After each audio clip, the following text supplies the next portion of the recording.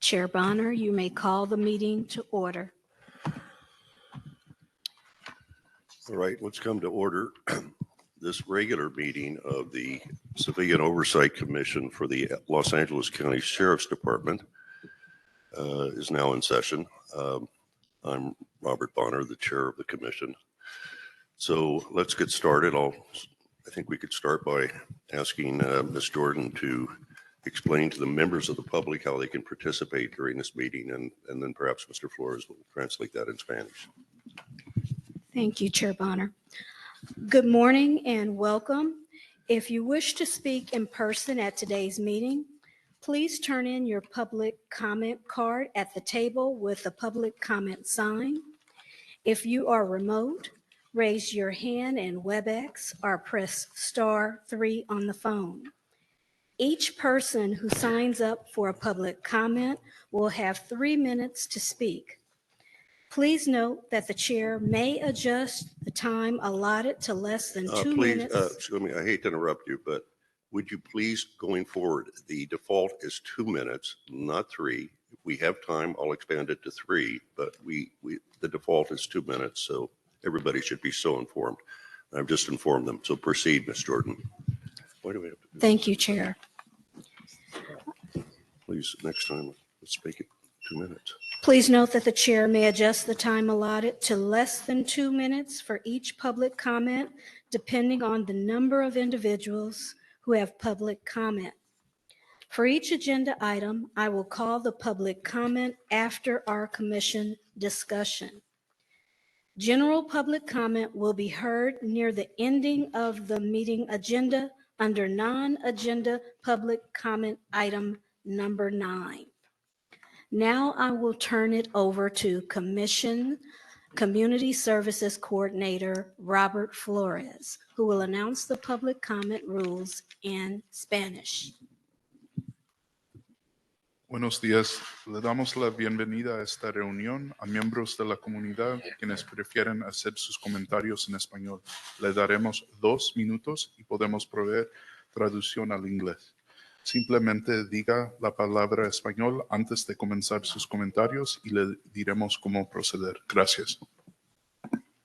Okay, thank you for that, Mr. Flores. To ensure we have a productive meeting for everyone, I expect everyone here to know and adhere to the Commission's Code of Conduct. I won't repeat them because I expect everyone to know them that comes to and joins one of our meetings. Let's move on to conduct the roll call. Ms. Jordan, could you take the roll of the commission? Yes, I will now conduct the roll call. Chair Robert Bonner. Here. Co-Vice Chair Luis S. Garcia. Here. Co-Vice Chair Hans Johnson. Present. Commissioner Arthur Callaway. Here. Commissioner Irma Cooper. Present. Commissioner Patricia Giggins. Present. Commissioner James P. Harris. Present. Commissioner Jamon R. Hicks. Present. Commissioner Sean Kennedy. Yeah, Sean Kennedy is absent from this commission. And I'm just going to pause at this point and note that Commissioner Kennedy is not here because yesterday he tendered his resignation to the Board of Supervisors.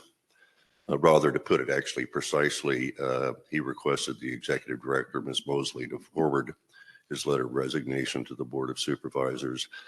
And I directed her to comply with Senator Sean Kennedy's, with Commissioner Kennedy's request.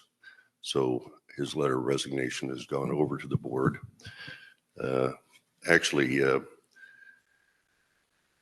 Commissioner Kennedy's letter is dated February 18th, and without objection, it will be made part of the record of this meeting and attached to the minutes of this meeting. I'm going to read into the record Commissioner Kennedy's tender of resignation as a commissioner. He's addressed his letter dated February 18th of this year to the County Board of Supervisors. And it states, "Dear Supervisors, After serving on the Civilian Oversight Commission for 9 years, I've made the difficult decision to resign effective immediately. I did not make this decision lightly. The county council threatening to report me to the court for making, quote, misrepresentations, end quote, because I filed an amicus brief regarding oversight issues after public debate and a unanimous vote of the COC, crossed a personal red line. The county council has made meaningful civilian oversight of the LASD nearly impossible by imposing all efforts to clarify the COC's independence and by advising the sheriff to withhold requested confidential documents that the COC needs to review to make recommendations about policies and procedures. Both positions conflict with the best practices established by the National Association of Civilian Oversight of Law Enforcement. I deeply regret leaving my fellow commissioners, a highly committed group of volunteers dedicated to achieving much needed police reforms in our community. Former President Obama's task force on 21st century policing warned that without robust independent oversight, quote, it is difficult, if not impossible, for the police to maintain the public's trust, end quote. I hope this board will encourage the county council to support the COC's independence rather than continuing to thwart it. Respectfully, Sean K. Kennedy, et cetera, at Loyola Law School. I believe that the this commission is entitled to know the circumstances that led to Commissioner Kennedy's abrupt decision to resign. And so I want to relate them to them. After our special hearing just last Thursday on February 13th, in which this commission unanimously voted to file an amicus brief and to direct Commissioner Kennedy to file it on behalf of the commission, I received a 4-page letter from County Council on Sunday afternoon, February 16th, in which County Council Don Harrison objected to the commission's submitting an amicus brief on the ground that, as she argued or asserted, the commission lacked authority to do so. And she also objected to Sean Kennedy filing a brief as directed by this commission. The commission inserted her letter, County Council's letter, asserted in substance that Commissioner Kennedy would be making a misrepresentation to the Court of Appeal of the state if he said he represented the Civilian Oversight Commission. By the way, I'll just say, because I'm a member of the Bar of the State of California, so is Mr. Hicks, so is Sean Kennedy. It's a red flag for any lawyer. I mean, when the worst thing you could ever accuse a lawyer of is lying to a court. And that's essentially what County Council did. And I responded to that letter the next day on February 17th, making it clear that the Civilian Oversight Commission does have authority to submit an amicus brief, had done so previously, and so on. I won't cite chapter and verse to that letter, but without objection, I'm going to make the County Council's letter of February 16th and my letter responding to it on February 17th part of the record of this meeting. And by the way, I should note that the amicus brief that was filed in court on February 18th, a couple of days ago, that should also be part of the record of these proceedings. Sean Kennedy told me that he would file the brief, but he also told me that after he filed the brief, he intended to resign. I attempted to dissuade him from that decision. But on February 17th, Commissioner Kennedy sent me a letter of resignation, sent it to me as the chair of the commission. The amicus brief he did file, but I told Commissioner Kennedy that I could not and I would not accept his resignation. At that point, apparently on February 18th, Commissioner Kennedy drafted the letter of resignation that I just read, and it's made part of the record. Let me just conclude by saying Sean Kennedy and I have served side by side on this commission since it was created over 8 years ago. He has been, I was going to say one of the most productive commissioners. Let's face it, he was the most productive commissioner to have served on this commission and has been instrumental in securing reforms and policies and procedures of the Sheriff's Department to the benefit of the public and frankly to the benefit of the Sheriff's Department. He led this commission's efforts. He led the efforts to identify and get rid of deputy cliques and gangs in this Sheriff's Department. His departure from this commission will be a huge loss for the commission and for civilian oversight of the Sheriff's Department. And we'll all miss his voice. So I want to make sure we had a record here, but I'm going to now open it up for any questions of B or anybody else or comments any commissioner wants to make. Commissioner Giggins.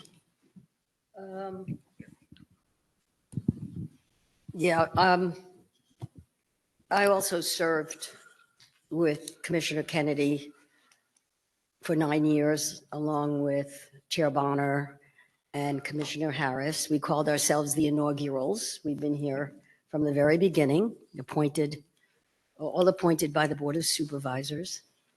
And I remember when this commission was started, it was long overdue.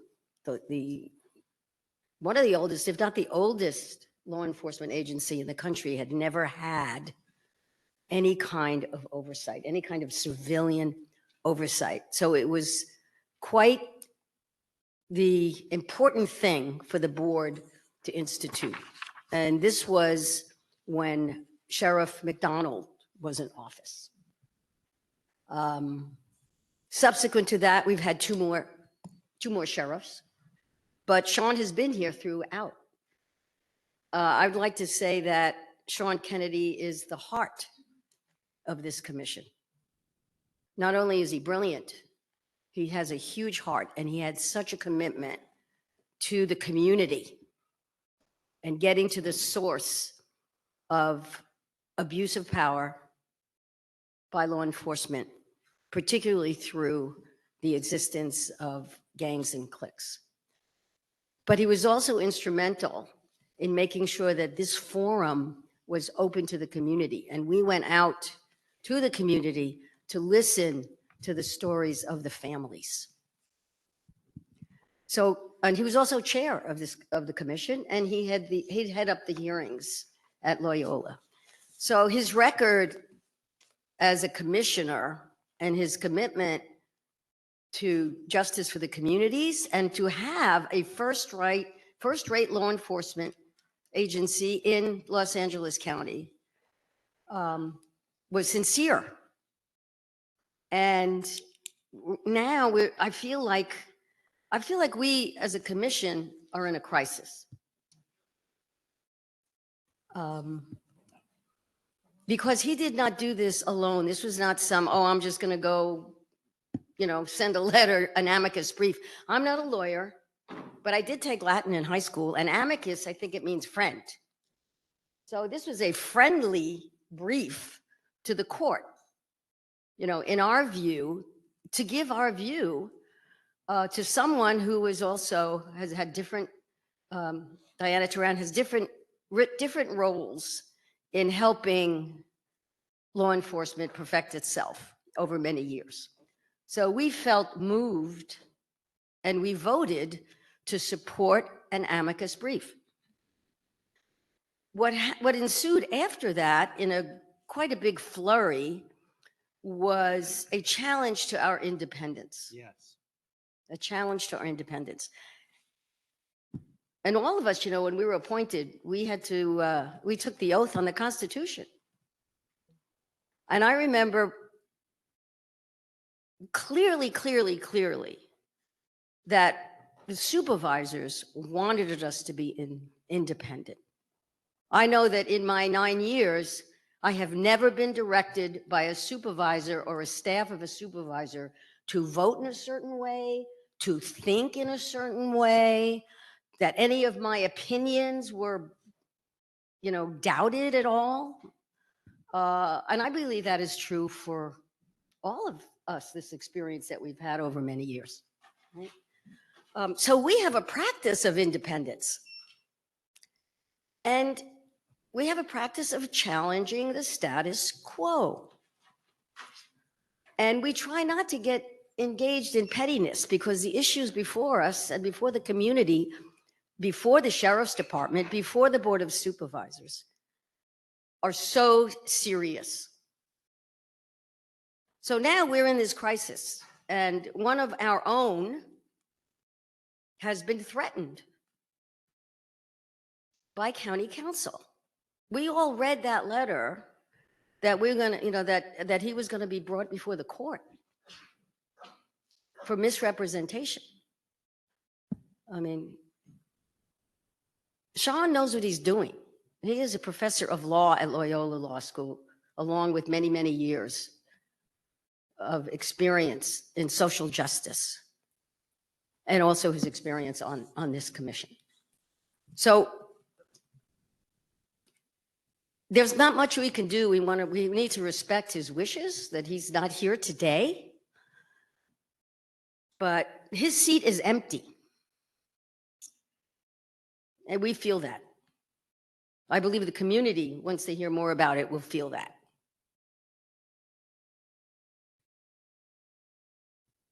I would like to make a recommendation to the Board of Supervisors to not immediately accept his resignation while they take a look at the circumstances under which he submitted it, to take a look at his integrity and to take a look at what was a palpable and may still be a palpable threat to be brought before the court and jeopardize his ability to practice and to be a professor.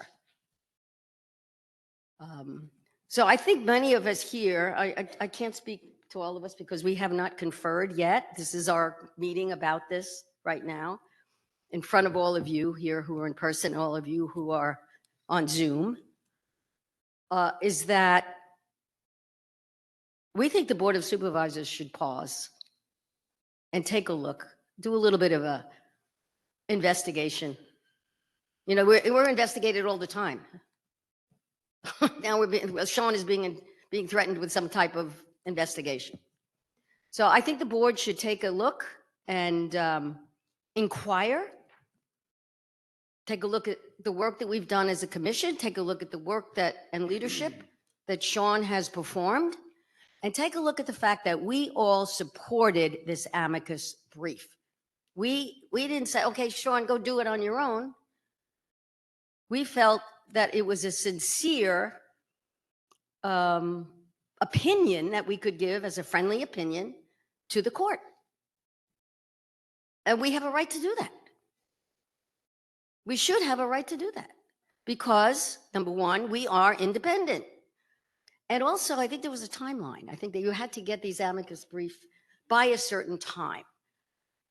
So I think part of the challenge to us was, oh, don't do it right away. Go through COC, go get permission from the board. We can't always operate like that. You know, we're not trying to be brats to be brats. We're trying to do some good. And I think the challenge to our independence is very real. So my recommendation is, and I would like to make a motion if everyone agrees, that we ask the Board of Supervisors to not immediately accept Sean's resignation while they look into this threat that caused this breach in our team here that's sitting up in front of all of you. Because we have an empty chair. And I don't think that chair should be immediately filled. I think maybe that chair should be offered once again back to Sean Kennedy.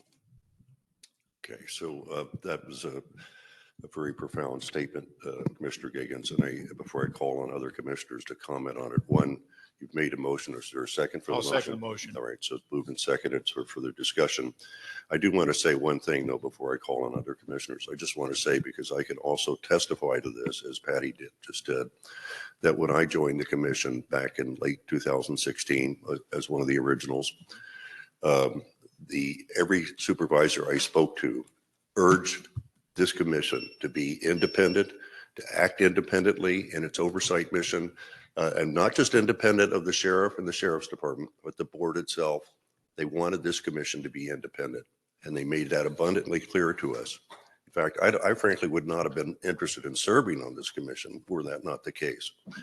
So I just want to validate that. One other minor thing, we finally, after a lot of effort, found the amicus brief or the amicus letter to the Supreme Court from 2017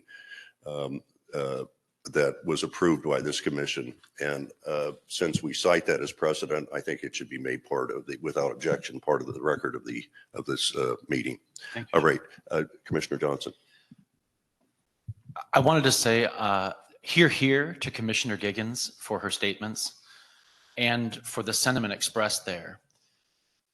My only caveat would be that I do not believe this commission is in crisis. I believe this commission, thanks to Commissioner Kennedy's work and to the vote taken here at our previous meeting, I believe this commission is showing courage, great courage. And as many of the people in this room know, in addition to some people seated with me here at the commissioner's table, when you show courage, you are often attacked for having an impact, for the expression of your principle and your integrity and your courage. And I want to note that a backdrop for Commissioner Giggins' statement of principle here today was her own experience, having the goon squad of this sheriff's department unleashed upon her and upon a supervisor of this county. And that a threat of this sort from the county council against a member of this commission for doing his independent diligence to make the voice of integrity of this commission heard with the unanimous support of this commission, to incur a threat like that triggers the memory of that attack on our commission's independence that was experienced directly by Commissioner Giggins and by others. And it behooves this commission to stand in solidarity with Sean Kennedy and to support an inquiry into the circumstances that led to his resignation and to not immediately act or recognize that resignation. So I fully support this motion. I thank Commissioner Giggins for her statement of principle to clarify the stakes and the backdrop, and I urge my fellow commissioners to support it. Thank you. Other commissioners that want to comment or just yes, Commissioner Cooper. I just want to say, as one of the newest commissioners on this board, I did have the opportunity to work with Sean while he was the chair of this commission. And as a registered nurse background, I learned a lot from him. His integrity and his standing up for the community and listening to the community was so important. We have had so many attacks and abuse of power from many individuals on the sheriff's department. And now it has gone to the extent where they are attacking not only members of this commission, but other members and other agencies that support this commission to destroy their careers. This is crazy. We have to stand up to this type of injustice. We cannot continue to let it go on. And Commissioner Giggins, I really appreciate your statements too, because they are so true. They are so true. Sean was devoted, his integrity to the community, to justice was unwavering. And for anyone to attack that, and especially coming from our superiors, the board of supervisors, our council, it's ridiculous. And we must stand up. We must stand up and support him. I support him 100%. Like I said, I'm the newest person on the board, but I have worked with him. I have seen his work. And it has been one of devotion and caring and listening to the community and outreaching to the community. So I just needed to make that statement so people will know how I feel. I was just so saddened when I started getting these emails and seeing what was written in the Times. It was a shame. And I'm ashamed of our city government right now. Thank you, Commissioner Cooper. Any other questions or, yes, Commissioner Hicks. I'm too saddened by the resignation of past Chair Kennedy. I have a unique relationship with him. He probably wouldn't want me to say this publicly, but he was actually one of my first professors at Loyola Law School. So as a member of a bar, as one of his former students, it's very hard to not have him here. I was able to serve as vice chair under him as well, and to just shadow him, to listen to him, to see how he thinks, to get an understanding of just who he is as a person. It is a big loss to this commission. And on behalf of the Loyola community, Loyola Law School community, and as a member of the bar, I just want Sean to know I fully support him. I fully support whatever it is that he wants to do, and I will back him 110%. Thank you, Commissioner Hicks. Yes, Commissioner Harris.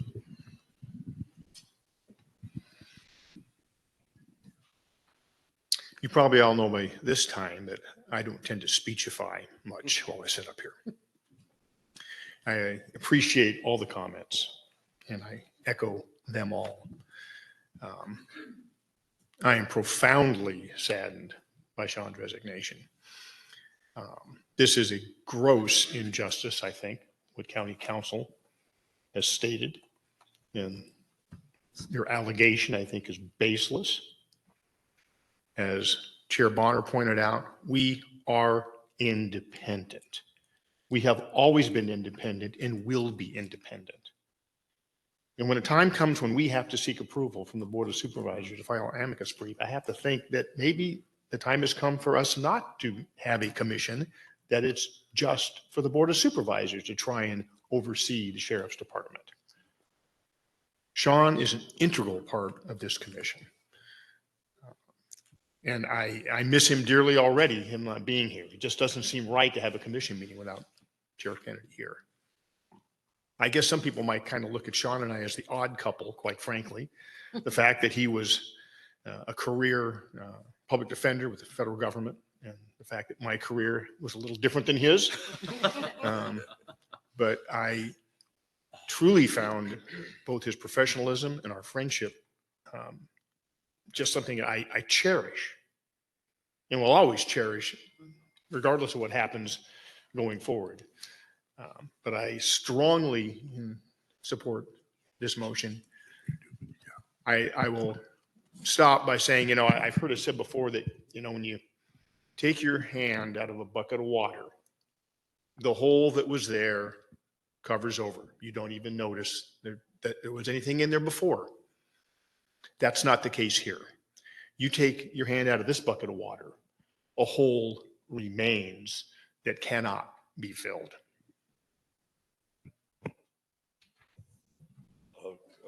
Thank you for that, Commissioner Harris. Comment. Yes.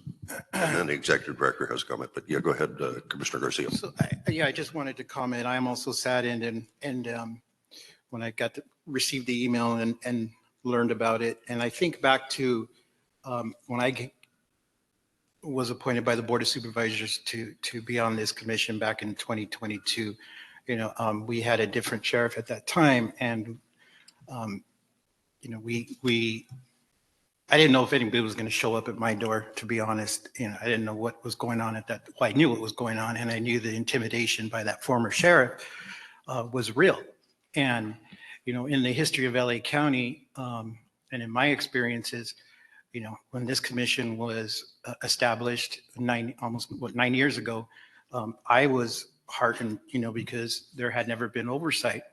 And when I look at the duties of, the commission, specifically item H, and I think about Sean, I'll just read it. Function as a bridge between the sheriff's department and the community by providing the community an additional means of giving input to the sheriff, obtaining answers from the sheriff to community concerns about the sheriff's department's operations, practices, and activities, bringing an additional perspective to the sheriff's department decision-making to ensure an ongoing balance between the sometimes competing factors of ensuring public safety and constitutional, civil, and human rights, and communicating community concerns to the sheriff that otherwise might not be clear or might go unnoticed.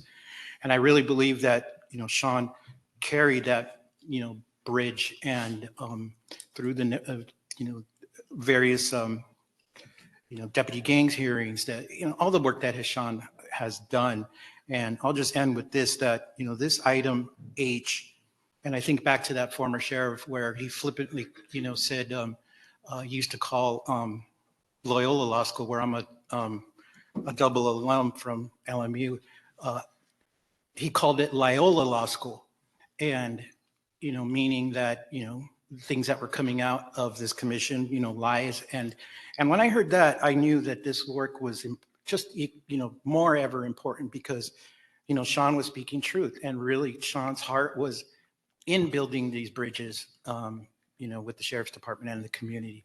And, I respected his work and I respect him, and, it's a loss. And I hope that, something can change, but nevertheless, it's a loss. So I support this motion. All right, thank you. Ms. Mosley, did you have a comment or question? Yes, I do. As the executive director of this commission, I want to just say that as my heart is beating, listening to everyone's heartfelt comments, these last few days were very, very difficult, as we always try to do the right thing when it comes to civilian oversight of law enforcement. I spoke to most of our commissioners, so I do feel the sadness along with so many other emotions. I tried my best to keep the letter that he gave us. I know Chair Bonner did as well. But at the end of the day, I had to respect Commissioner Sean Kennedy's requests. Hopefully, he will watch the video of this meeting. So I wanted to express my thanks to Commissioner Kennedy for volunteering his time and dedication during his time on the commission. 9 years is a long time to be a commissioner, right?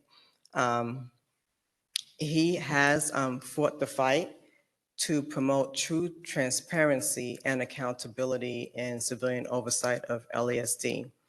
As I mentioned before, 9 years is a long time. So I want to say that hopefully we can invite him back to one of our upcoming meetings and present him with a small token of our appreciation. For us, oversight is not for the weak. It is difficult, it's tiring, and it can also take its toll on us, especially our volunteers. So we always have to remind ourselves to self-care. I watched Commissioner Kennedy when I came on board. He was a chair, very supportive, very community oriented. We can't give him back his time, which was valuable. Him sending out emails 3 o'clock in the morning. I'm like, when do you sleep? But what we can do is relax, breathe, reflect, reassess what it is that our priorities are as it comes to this commission, rebuild, and move forward with the motion that is on the floor. Thank you. Any other commissioner want to be heard? It looks like county council would like to be heard. Go ahead. Yes, thank you, Chair Bonner. Could you identify yourself? You've never been at a meeting before that I'm aware of. Yes, my name is Matthew Dill, County Council. I guess, Matthew, I have met you before. Thank you. You haven't been? Go ahead. I recognize Commissioner Kennedy's dedication and contributions to this commission. His leadership in and dedication to oversight is invaluable, and his request for resignation is unfortunate and not necessary.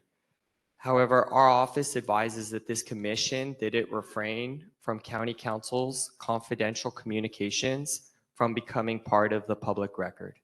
We understand that the letter may have already been made public. However, as the COC has been previously advised, county council advising the COC does not create an attorney-client relationship separate and distinct from county council's relationship with the Board of Supervisors. As the Board of Supervisors has not waived the attorney-client privilege, nor has the COC submitted a request to the Board of Supervisors for a waiver of the attorney-client privilege, the COC must keep county council's letter confidential. Thank you. Well, it's an interesting point. First of all, let me just say on the letter itself, as an attorney, when I've had clients, and I want it to be clear it's an attorney-client confidential letter, I put on the letter attorney-client privilege. It's not even on the letter. I don't know whether these letters are attorney-client privilege. I don't even know who were they advising me? They weren't advising me. They were telling me we couldn't do something. You know, and the real heart of this thing is, and some of my fellow commissioners have alluded to it, this really goes to the independence of the Oversight Commission that's being challenged, and it's being challenged by county council in this matter. But it's not this matter. It's so many other matters. I mean, I don't have time to go into how many times county council has taken incorrect and dubious legal positions in order to try to control this commission. I mean, it goes back almost from the beginning of our commission. But just to recent examples, look, we just got on February 18th a letter that county council prepared for the sheriff's department requesting an attorney general's opinion on whether or not this commission can get access to confidential information. Well, first of all, I think the law is reasonably clear on it, but even if it isn't, they totally excluded anybody on this commission from even participating on the drafting or of a letter to the attorney general. Whose interest is at stake here? It's ours, maybe the sheriff's department, but it's certainly ours with respect to whether or not an AG opinion is necessary. And if it is, stating precisely what the issues should be that we want the AG to decide. But we're just totally excluded from the process. And that was done by county council. County council has, it's going to, later today, you will hear, I think, the county council is going to say that this commission cannot go into closed sessions. And despite the fact that the Brown Act itself says, yes, a Brown Act body, including this commission, can go into closed sessions for certain limited exceptions, including getting attorney-client privilege on a matter either pending actual litigation or potential or proposed litigation. So it's like county council has gone out of its way to attempt to stymie, defeat, and delay effective oversight. And they just have to be called out on it. Now, with that, the motion, if I could phrase it for that Commissioner Gagan made, the motion is that this commission, the Civilian Oversight Commission for the Sheriff's Department, urges the Board of Supervisors not to accept Commissioner Kennedy's resignation.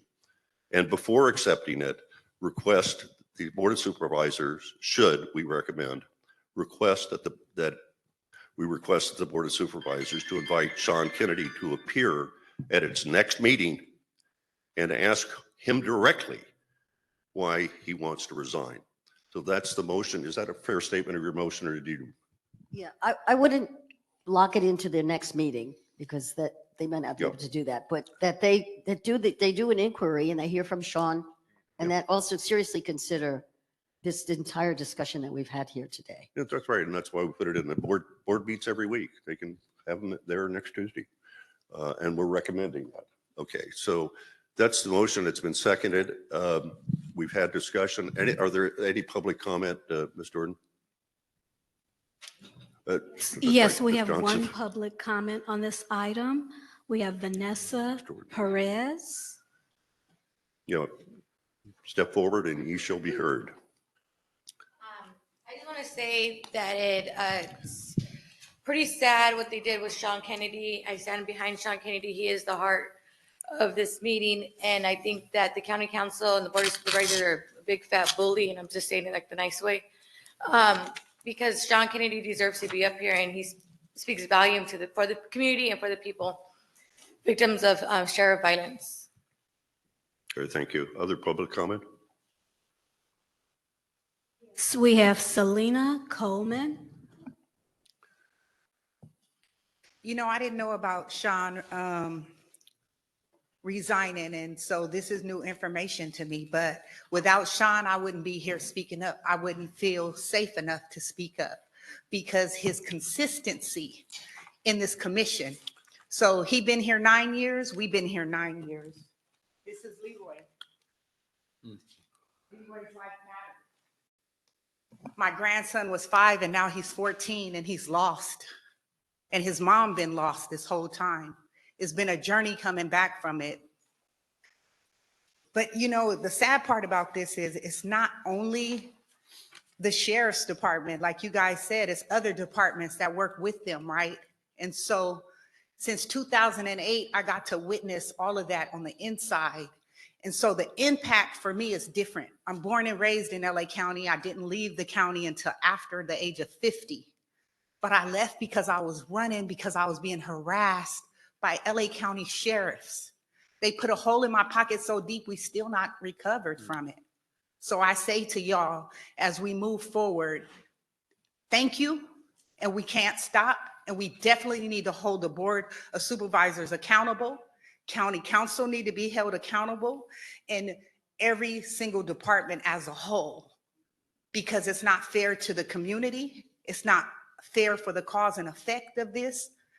My grandson broke his arm and they gave him ketamine. He's quiet and he never talks, but that ketamine showed me a whole lot. And we have a lot of angry babies out here because this is not new.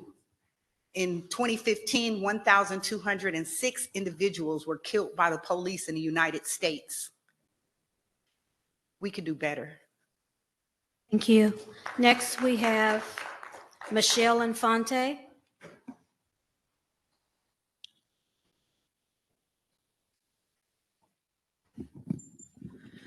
Good morning, Commissioners. My name is Michelle Infante. I'm with Dignity and Power Now. I've been with this commission before it started. I was at the table when decisions were being made about how many people, what type of commission we would have. And I don't even know where to begin because Commissioner Kennedy has so much integrity and cares so much about community. It's even hard to express it and put it into words, but I do know this. Some of you didn't work hard enough while he was up here.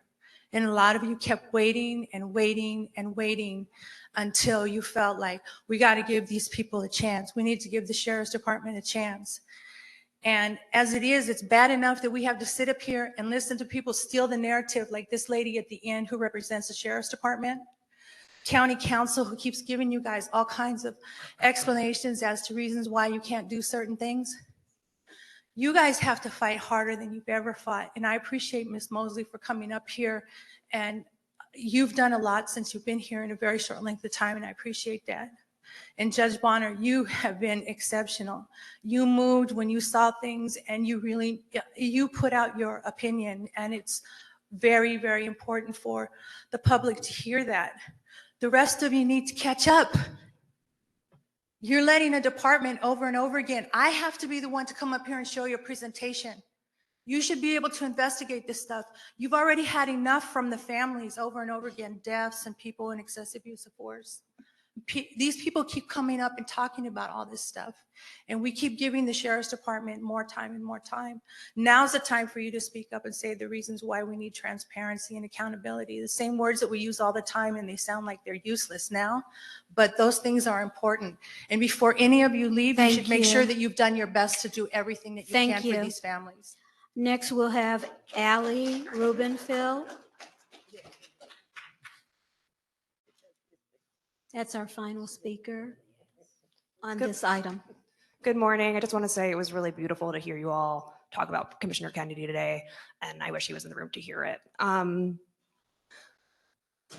Sean, outside of this room, Sean was the federal public defender for Los Angeles and also leads a center at Loyola where he defends juveniles who are caught in the criminal justice system. He, as a person who was also his student and who's been mentored by him, I just have to say he's just one of like the most thoughtful, cautious, and principled people I've ever met.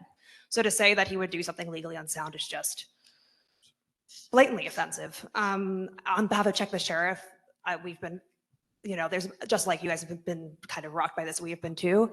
And the families just want to say thank you to him and that he's been an essential part of this commission. We wouldn't know what we know about deputy gangs. We wouldn't know what we know about uses of force. He's led those special hearings, which are just like really revolutionary in the oversight space. His presence in this room can't be overstated. And thank you mostly. And I respect whatever decision he makes, but he will be missed. Chair Bonner, we're going to move to, we have online public comments, and we have one more that is in the audience. But before we go to the last in the audience, we'll take Peter Eliasberg. Your hand is unmuted. Peter Eliasberg.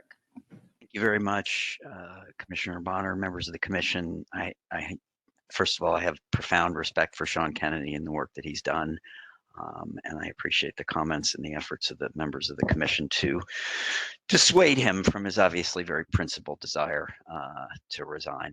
I just want to comment briefly. I'm going to comment later on the issue about what I think is County Council's terrible advice to you, timid and not really very thoughtful about the issue about whether the Sheriff's Department can provide documents to you to, or at least subcommittees of the commission to do its work. It's really sort of sad how much they're leading over backwards to accommodate the Sheriff's Department and not represent your interests. But I was struck. I have absolutely every reason to believe Commissioner Bonner's statement. I obviously wasn't present in the room or don't know the background, but if Commissioner Bonner says, County Council didn't even correspond or communicate with you about its decision to go to the AG's office, it's kind of sad that they're saying, oh, attorney-client privilege and, don't show that letter. But as an attorney myself, my obligation is to talk to my clients and represent them. Now, if they say, well, we have multiple clients and there's the commission and the board, even so, they claim that they represent you, that Sean can't represent you. They have every obligation to talk to you about what they want to do when you say we would like to get charter amendments. And if they didn't do that, they should be ashamed of themselves for failing to represent your interests, even if they have to balance representing your interests with that of the Board of Supervisors. So for them to wave around, oh, attorney-client privilege, they should be doing their job instead of waving around this attorney-client privilege issue. It's really sad. Thank you. Thank you. Next online comment is from Julie Martinez. Julie, you have been unmuted. I highly recommend that the commission fight to keep Sean Kennedy on the commission. He has been a champion for the community. This is going to be really harsh, but it's not a dirty little secret that county council is beholden to the sheriff department, which has been known to commit criminal acts against the community. It's not a dirty secret that the county council does not represent the community or the people at large. It is an open statement that they have been in support of the illegal activities of the sheriff department. Sean Kennedy for the last 9 years has been a champion for people like me. My grandson was murdered by a deputy gang member with a badge at the East LA Sheriff Department. It has been brought out in several open interviews that the killer of my grandson was a deputy gang member, and none other than Sean Kennedy and other members of this commission have taken the time to listen to us, to follow through on our recommendations and comments. These type of champions don't come around much in a lifetime. So I highly suggest that you as a commission work to keep him and not allow him to resign. The community needs him. We rely upon him. He has done more for the community, Black, Brown, Indigenous, people of color communities who have been fighting against the illegal activity of the sheriff. So I highly recommend that the commission do everything that they can to fight back against county council, who unfortunately are beholden to the Thank elite. you. Thank you. Next comment, final comment, is from Helen Jones.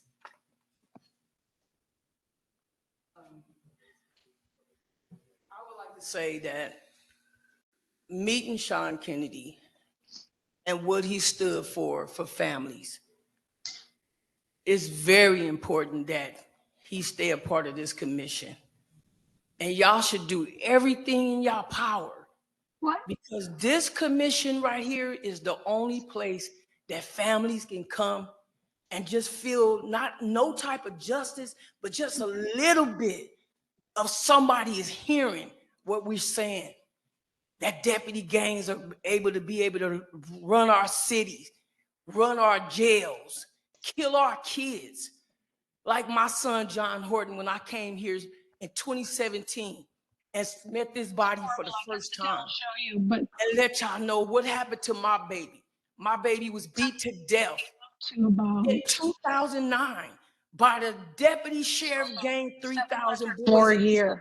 It's So it's still not exactly, but day. considering what we And bought, Sean it's fair. Kennedy has done everything he can to bring this to this commission. My son's liver was busted, kidney, pancreas, pelvis, broke nose, hit in the head with a flashlight therapy, and so many other families. My baby was found dead they left him dead after they tried to stage a suicide. And county council don't do nothing but help this problem stay in existence to all of us families. It ain't nothing but a slap in our face every day. Sometimes coming to this commission, it's like what we come here for, but we know if we don't come here as families and make this commission stay and serve the public like it should be, like it should do, it's very hurtful to know that somebody like Sean Kennedy is getting away because Thank you know you. why? Because he know that Thank you. it's so corrupt. Thank you, Ms. Jones. But thank you, Sean Kennedy, for everything that you have tried to do for us. So I hope y'all do everything y'all That's the could final do public to comment get on him to this stay item. here. Thank you. Thank you. Please don't applaud. Please don't applaud. Come on. The rules of conduct are not to applaud speakers or else it just delays the hearing. And I realize, this is a troublesome issue to say the least.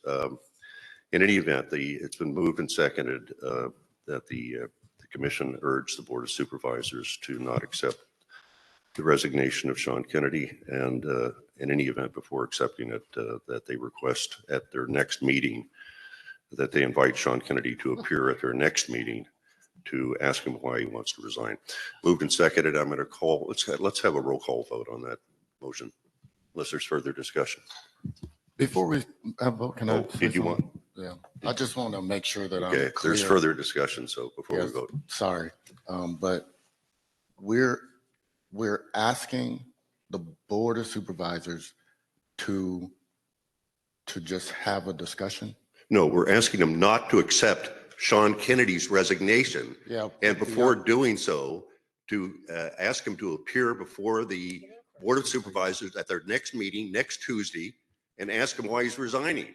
Yeah, but That's what we're asking. I mean, I couldn't be clearer, I don't think. yeah, Mr. I would Calloway. prefer that you not talk down to me. Yeah, what would you prefer? Not talk down to me. I'm trying to I'm get not talking down to you. clarification. I'm just I trying don't to get. understand your question. I understand, and I'm Okay. trying to clarify. Okay. So what I'm asking is, can we be a little more direct for like what's to offer solutions or something? Because I understand and very much I'm 100% for us asking them to refuse the resignation. But I don't want it to be on them to decide that, yes, now I listen to Sean Kennedy complain or whatever they do, and then they just heard it. Like, is there anything that we can do to understand what is our power? What is a request that we can make that would actually anchor something for them? That's a good question. I can answer it for you. We have no power. The Board of Supervisors appointed Sean Kennedy to this commission, and the Board of Supervisors can remove him from this commission, or they can say they don't want him to be removed from the commission. But there's nothing, I don't see anything further we can do. And at least if we do nothing further, we should definitely pass this motion in my judgment. But I'm happy to, should we consult with county council if there's some other legal avenue we could take that would prevent the Board of Supervisors? The Board of Supervisors can remove any one of us anytime it wants to. We're an independent oversight body, but they have the power to remove us. And So that's explicit in the ordinance. And frankly, that's the law. Can I, Commissioner Gagan. can I just add to what I meant by this might help you understand. This is not just let's have a little meeting and hear from Sean and have him complain. Well, I think the intent of our motion is to encourage the board not to accept his resignation. That is an important action. He has, of his own free will, under threat, so that's, how free will is it, decided to resign because of his integrity, right? And also the threat. So I think the intent of the motion is to really encourage the board, request the board to not accept it. That's an action. And to hear from Sean directly, let him tell his story about what has happened now when he spoke for all of us. Now he's the target. There's a thing, see in the movies, you come for one of us, you come for all of us. So I think the intent of my motion certainly is to please Board of Supervisors. You want us to be independent. We're being independent. We want your support. Let's keep Sean. Now, again, if Sean says, it's been 9 years, I've had enough, thank you very much, that's going to be his decision.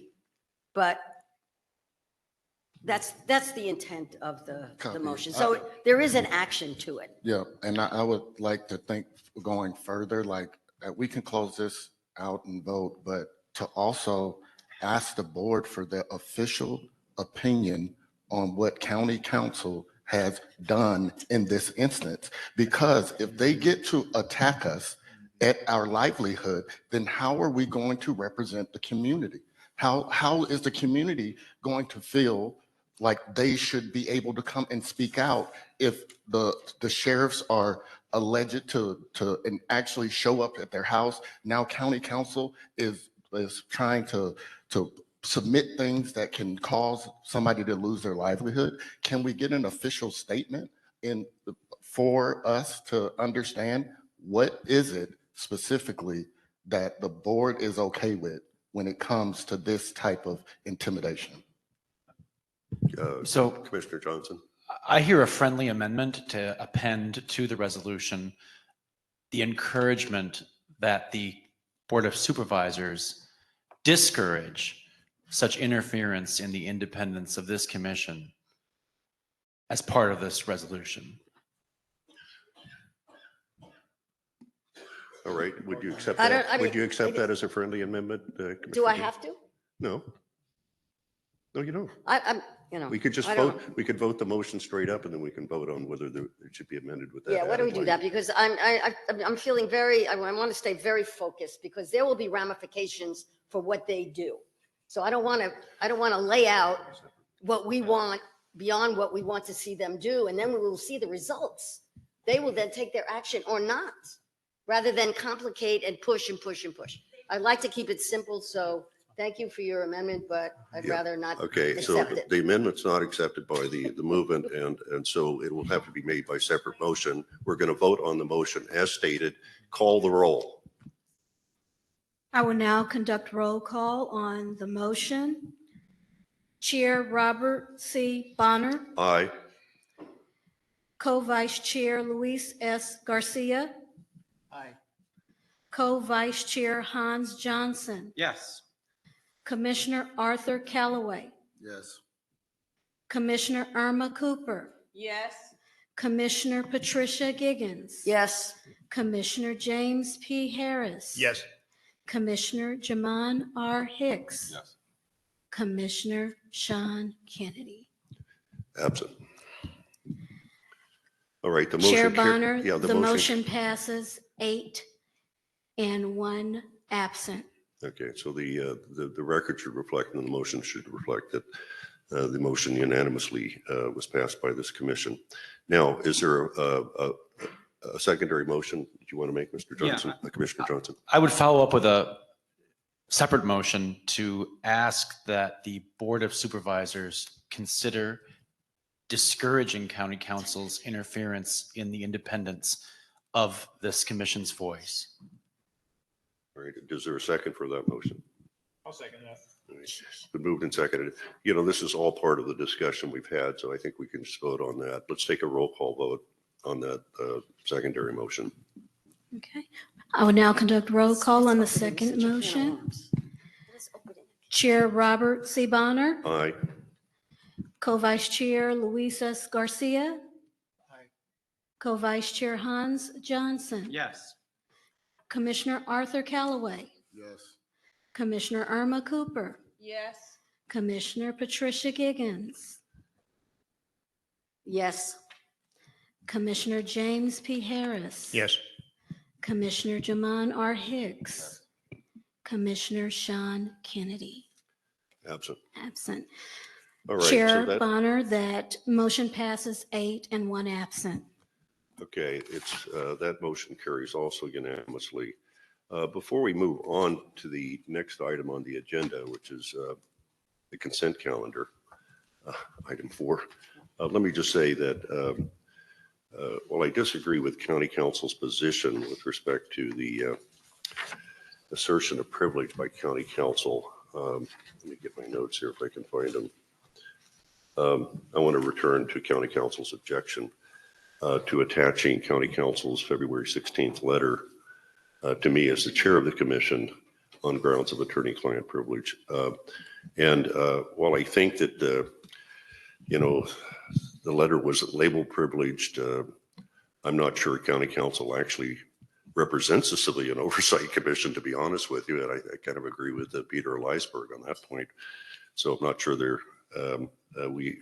represent us, but even if they do represent us, you know, it's generally the client that can waive the privilege, not the lawyer, and we could just waive the privilege.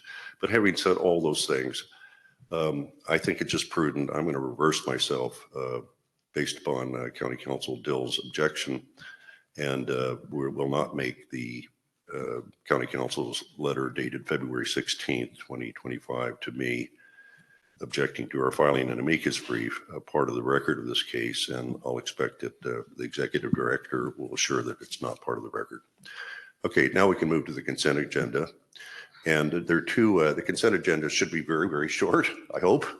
But there are two, the minutes from our November and December meeting were attached to the the agenda, and I hope that all the commissioners have time to have taken a look at them. And let me just ask, are there any corrections to the minutes?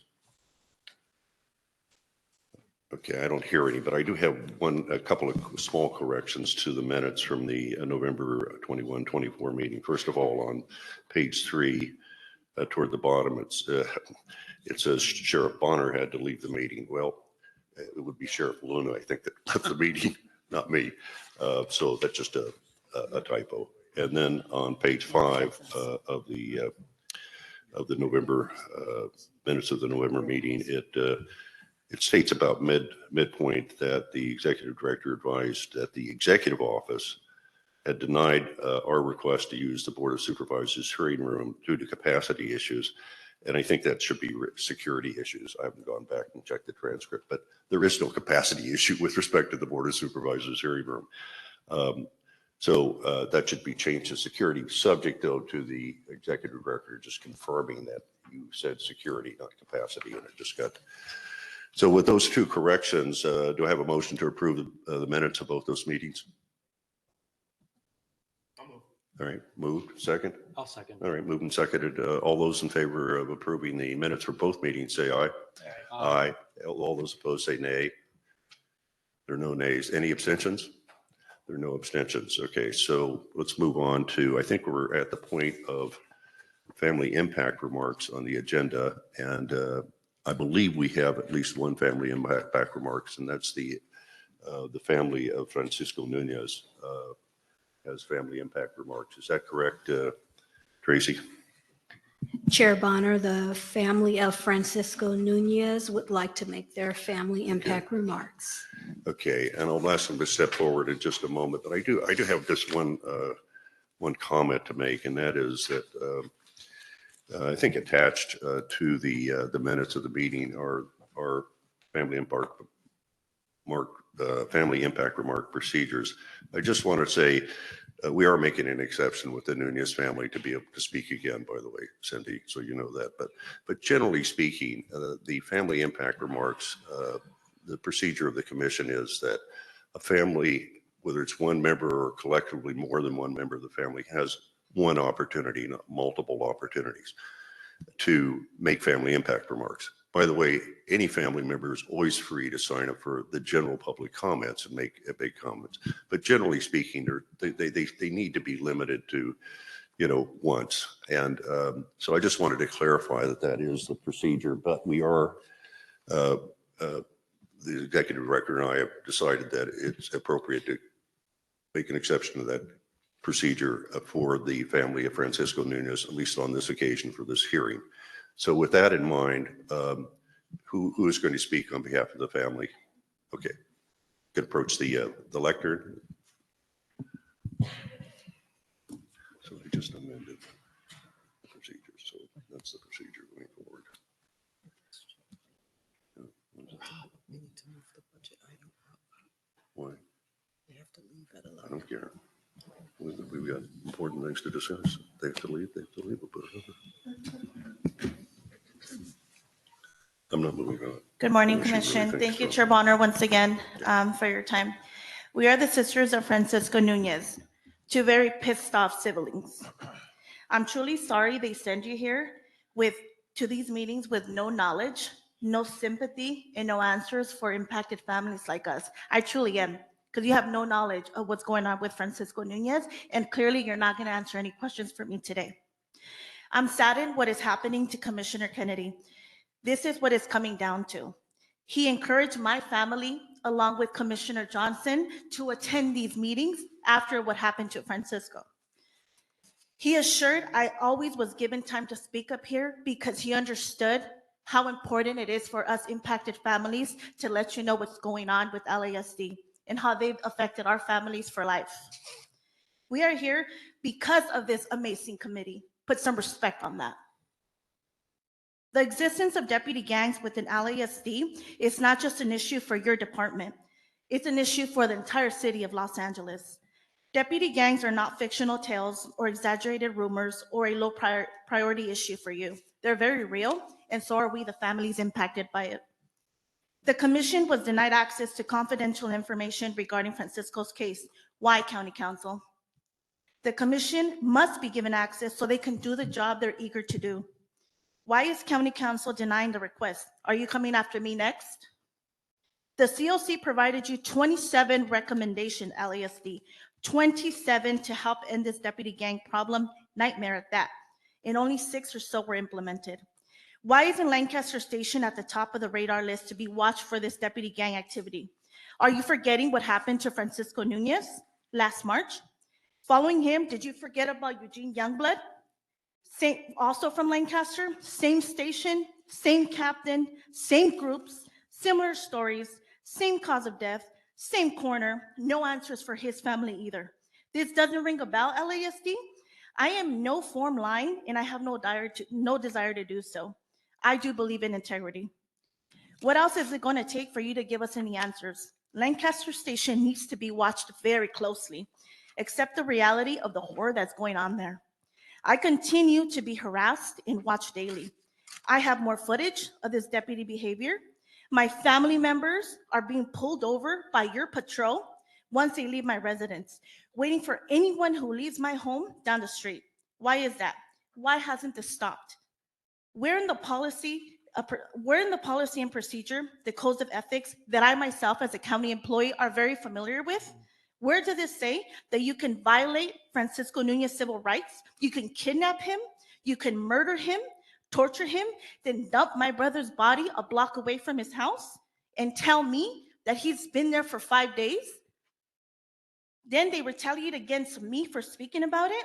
I provide you evidence, badge numbers, officers' names, detective names, videos, complaints, falsified letters by the very own captain, my testimony. I provide you well-documented reality of what the hell is going on in Lancaster. You failed Francisco Nunez, and now you failed me as a county employee myself. Someone that had the courage to come up here, bring forward his story, his truth, and show you the reality. You simply do not hold any LASD deputy accountable for anything. This is ridiculous, and you should be ashamed of that. Captain Bartlett at Lancaster Station failed my brother, and now he has failed me. He has justified his deputy's actions and protects these monsters. How is this type of activity, like again harassing me, laughing at my brother, retaliating against me and my family, watching my house, watching my kids, taking pictures of my kids? How is this not unconstitutional behavior? You have a captain that is applauding this type of behavior in Lancaster. He's applauding it. And he sends me letters saying they are acting under policy and procedure. Captain Bartlett gave me his word that if he learned that if any of his deputies were involved in any way with me or my family, he would personally go and handcuff them. Why are they still roaming the streets? Why are they pulling next to me? Why are they rolling down their window and saying, F your brother? Why? Detective Albert White, badge number 606052, used his position to carry out a gruesome, disturbing, unimaginable act of violence without any fear of accountability. I assure you, this isn't the first time he does this. He really thinks he's above the law, using his power and authority to protect this group. He didn't act alone, I assure you that. He intimidates civilians, witnesses. He took personal vengeance on my brother. Francisco Nunez had nothing to do with the incident that occurred on November 28th, 2017 in Santa Clarita. Francisco left clues. He told me there was a detective watching him, that this detective would park across the street and watch him, and he didn't know why. This is why Albert White was so eager to learn what I knew, track down my witness, harass the witness, along with his supervisor, Waters, banging on doors, searching for a witness over a filed complaint against this very aggressive, unnecessary behavior, all while wearing the badge, the same badge that you wear. He took an oath to protect and defend the Constitution, not to violate it. These gangs are growing in influence, power, and even recruiting new members from within the ranks of your department. This culture of corruption runs so deep, and those who speak out against it are being targeted, like myself. We must get rid of any officer who participates in or supports such behavior. We need to ensure that law enforcement is held at the highest standards of integrity. Just showing up here isn't enough anymore. I'm done being patient. I want answers, and I want somebody to give me some answers now. I have yet to hear from LASD, and it's March. It's going to be a year. We still have no answers, zero accountability. I'm asking for simple answers. My requests are simple. It's not brain surgery. Somebody needs to tell me where you had my brother for 5 days, because I have a pretty good damn idea where they had him. I'm just waiting on you guys.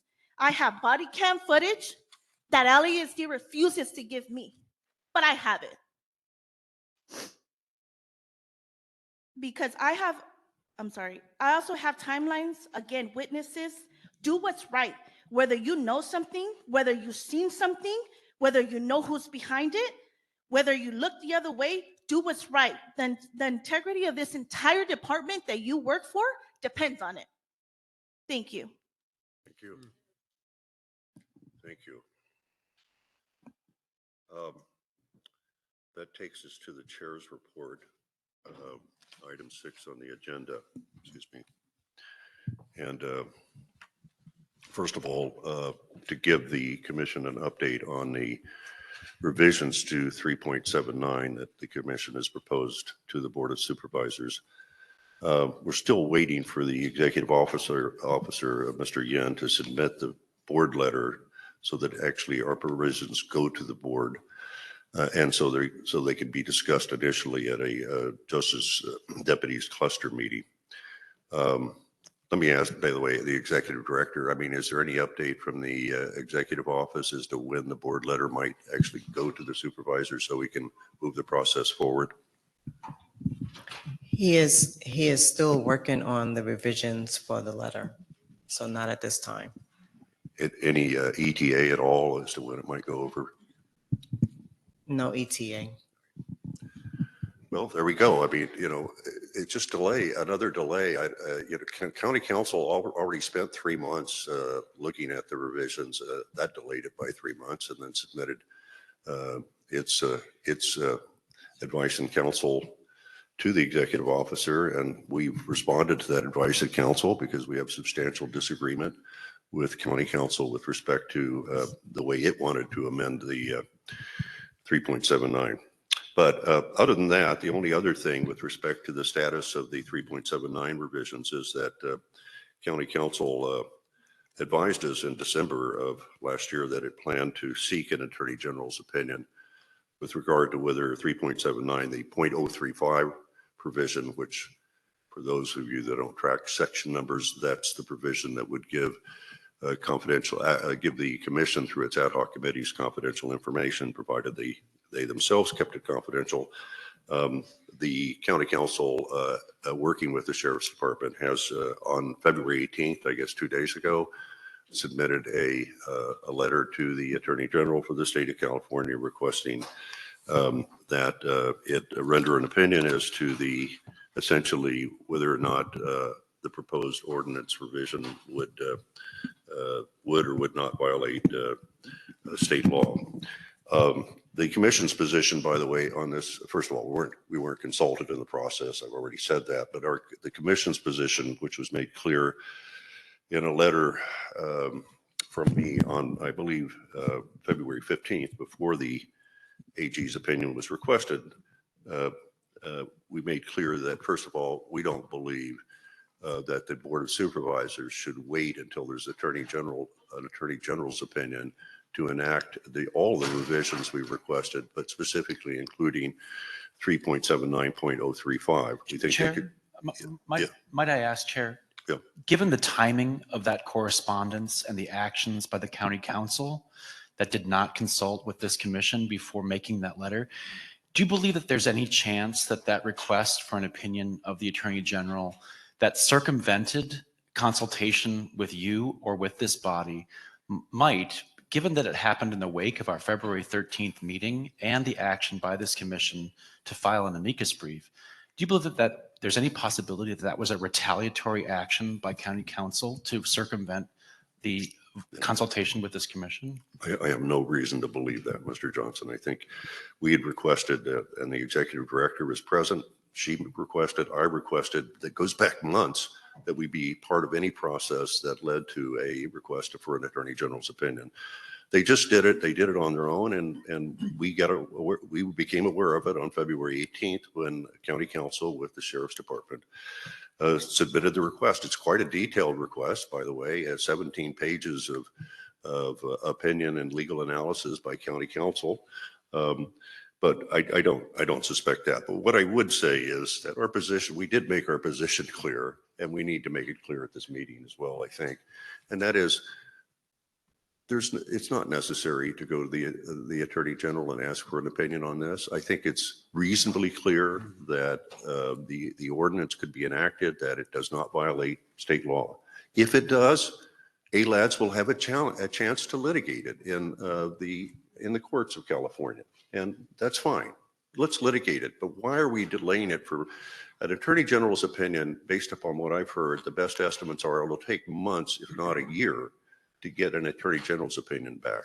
So we definitely want to urge the Board of Supervisors, I don't think we need to do this by motion, but we want to urge the Board of Supervisors to go forward with our revisions, including this one, and make the revision to 0.035 as requested by this commission, so that we can start a process where there's light at the end of the tunnel for this commission through ad hoc committees to be able to receive confidential information on, among other things that Cindy Nunez just referred to. I mean, we can't even access the videotape of an investigation, or the body worn camera footage of the Francisco Nunez investigation. We're denied that. We're denied that because, I guess, among other things, now the Sheriff's Department has indicated that that's still an active investigation. But in any event, the point being, we should move forward. But the interesting thing is, if you read, as I did, the county council's analysis, I mean, it's pretty clear. It supports the fact that we should be entitled to get confidential information as a commission through ad hoc committees. It actually supports it. And yet, county council, and I would submit this is county council's job. I'm sorry, Mr. Dill and Mr. Diaz.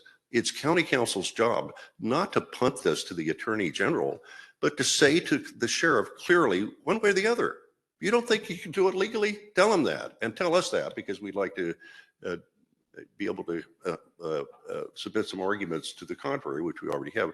But if you think he can do it, tell him that, and tell him clearly, so we can move forward with the process of getting confidential information. That's what lawyers do. That's what public lawyers do. It's what private lawyers do.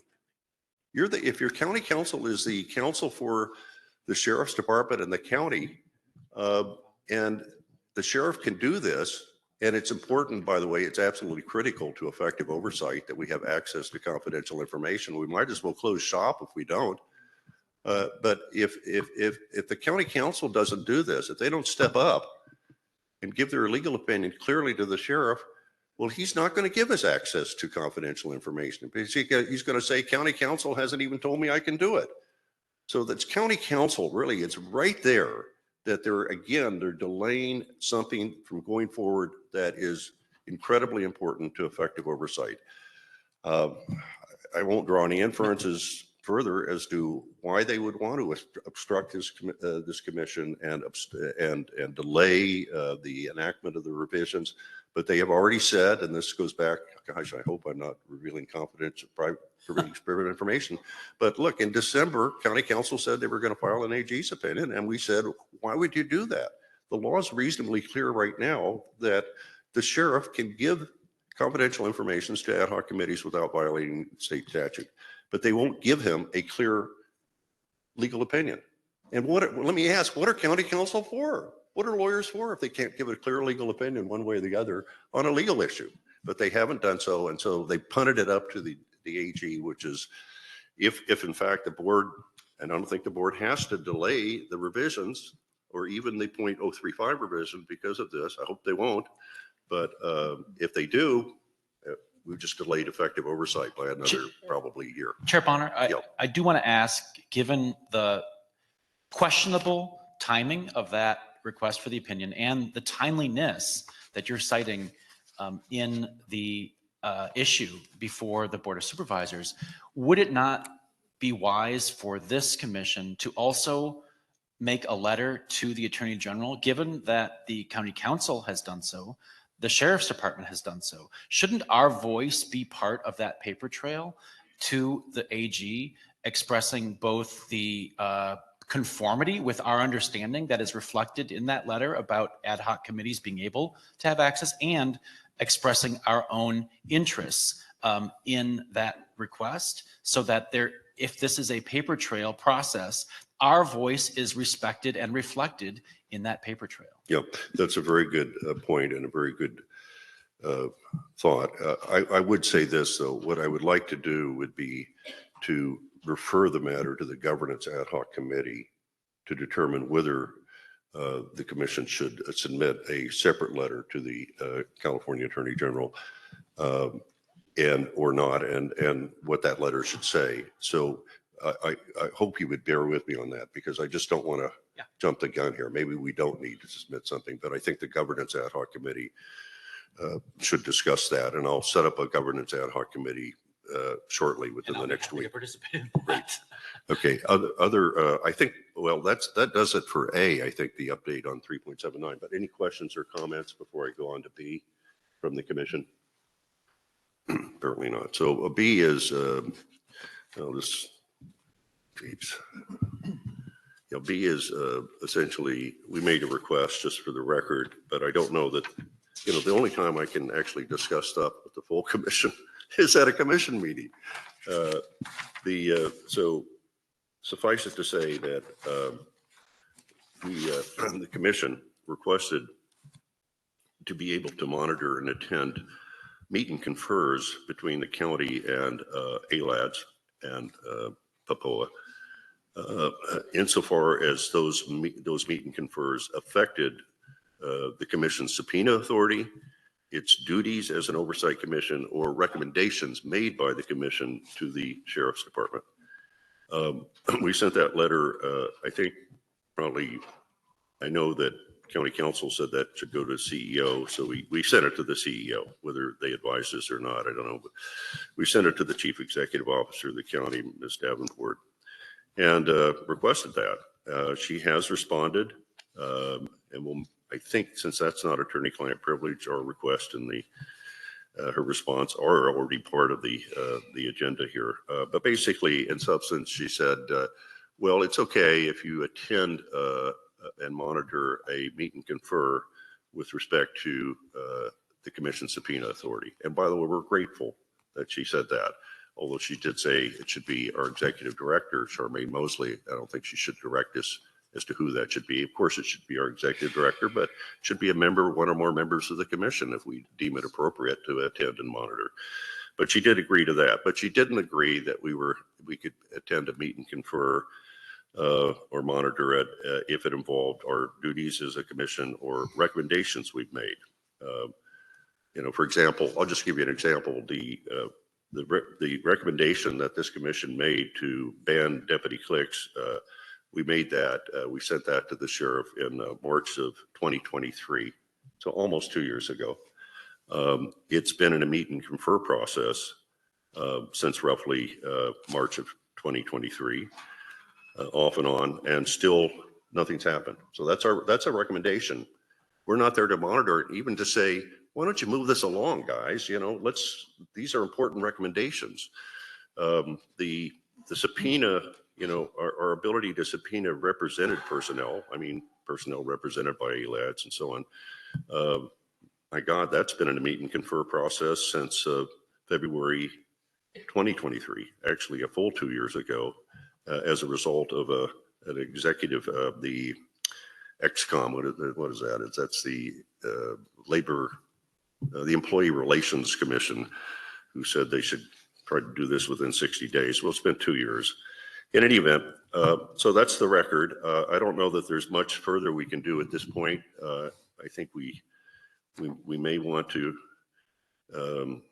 on a case-by-case basis, attempt to monitor meet and confers, but the CEO has denied our request and referred us to county council with respect to our ability to actually attend or monitor a meet and confer that affects our recommendations to the sheriff. We don't get to attend those and or our duties as a commission. So that's my report on B.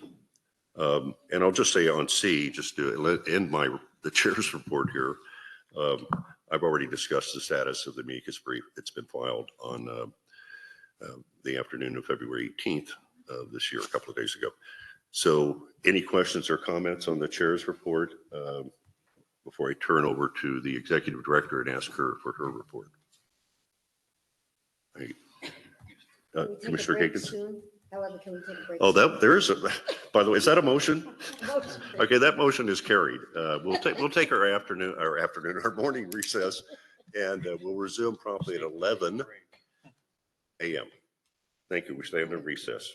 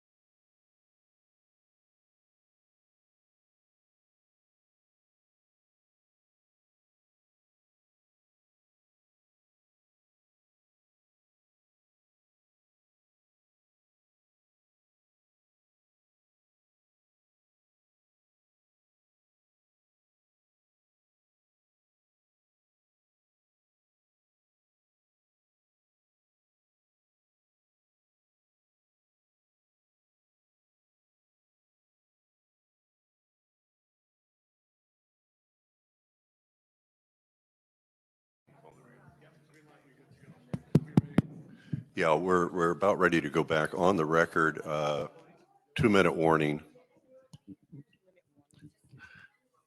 Let's have all of the commissioners back at their seats so we can resume.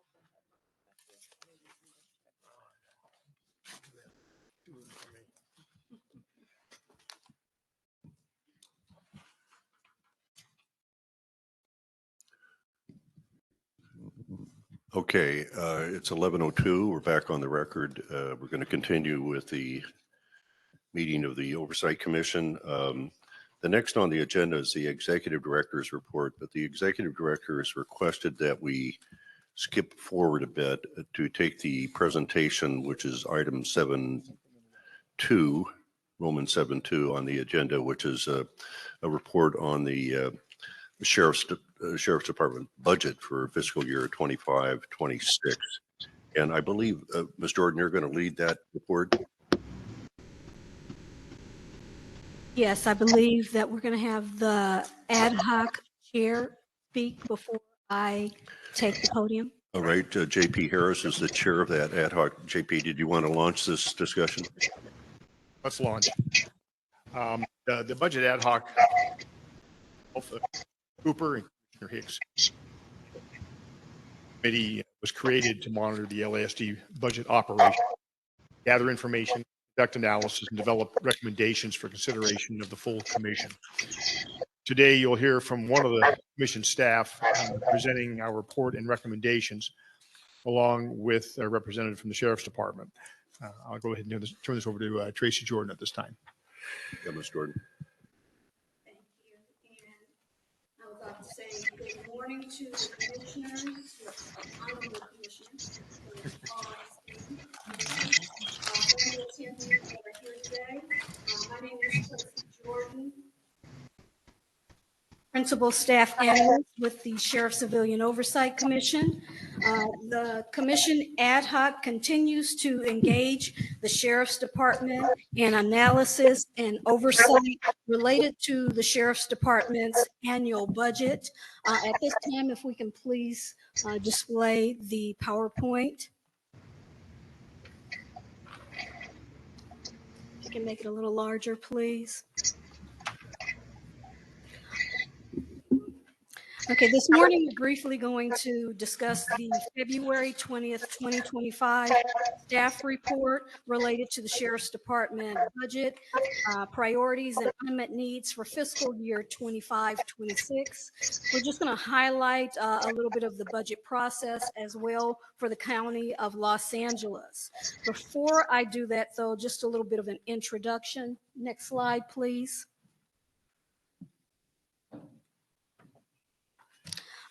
As far as the commission's concern related to the Sheriff's Department budget, it dates back to July 2020, when we started addressing the budget concerns related to use of force policy, and the ad hoc on use of force requested an update on the sheriff and the CEO's department budget related to the body-worn camera issue. Next slide, please. As far as the way the County of Los Angeles addresses the budget in general, the budget process generally starts for the county in January when they hear from each of the county departments. During that time, they begin gathering information related to their priorities and unmet needs. The CEO hears from the departments, and this is all associated with the County of Los Angeles Budget Policy 4.030, which fosters fiscal prudency. Next slide, please.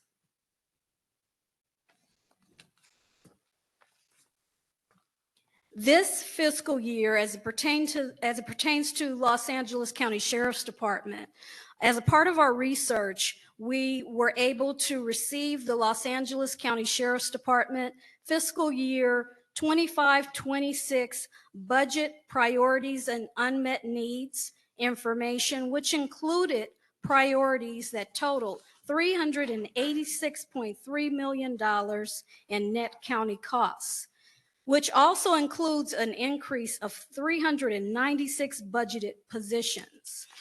Some of the priorities that the Sheriff's Department actually has includes inmate transportation buses. One of the things that you may recall associated with this issue is that the Sheriff's Department has a number of outdated transportation buses. To be more specific, they have 82 buses that they actually have. But of the 82 buses, only 17 are operational. Another item that you may be familiar with that is one of their priorities is the computer-aided dispatch system. You may recall on New Year's Eve that this system went down. This is the system that is used when deputies receive calls for service. Another concern that is a priority for the Sheriff's Department is Law Enforcement Wellness Center. Well, as it pertains to the Sheriff's Department, currently they have a number of staff vacancies, and that number has gone up significantly. There's sworn staff that are working overtime, and that's something to be concerned about. Actually, it's a wellness issue. The last concern that we'll mention right now as a priority is additional academy classes. If we have a number of vacancies, then there means there's a need to actually fill them. To be exact, the Sheriff's Department has over 1,400 sworn vacancies that need to be filled. Next slide, please. As a part of our assessment, the commission actually took feedback and heard feedback from the community. Your voices, individuals here, your voices matter.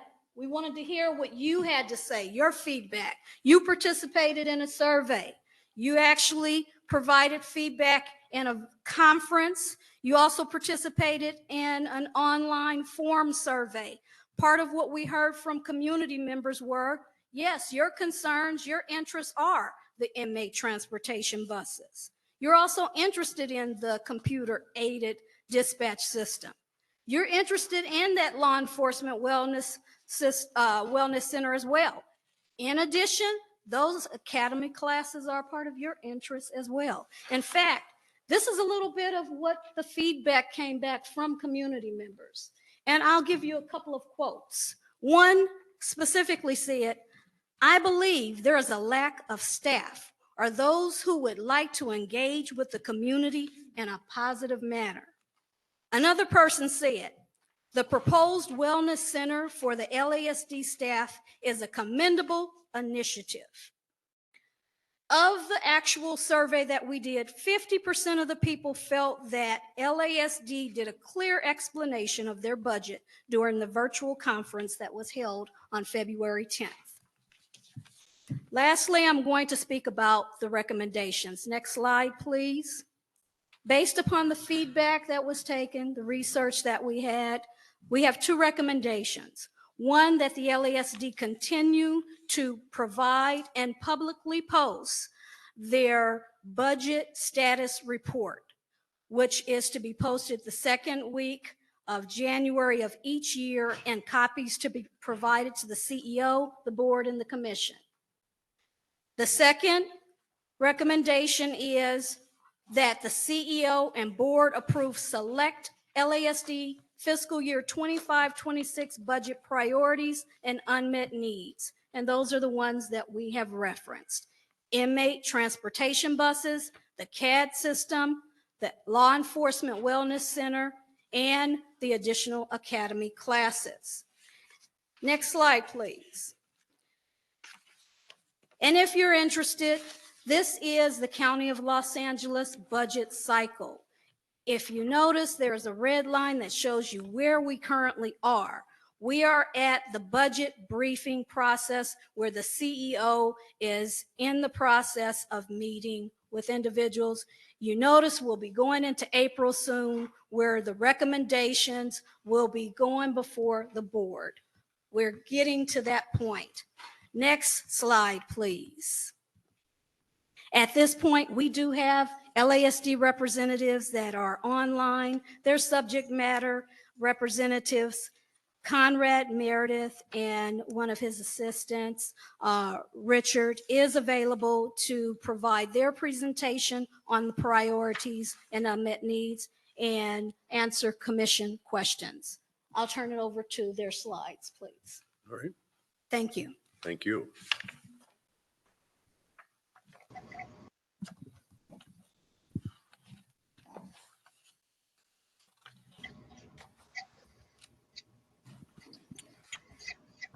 I guess I'll ask the question. Are there any questions of the members of the commission Okay, concerning the budget?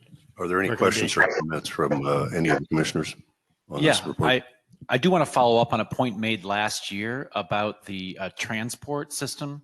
And I want to commend Ms. Jordan for getting to the bottom of a question that has dogged this commission as well as many other Angelinos about how many of the buses are actually functioning despite the population of buses of 82.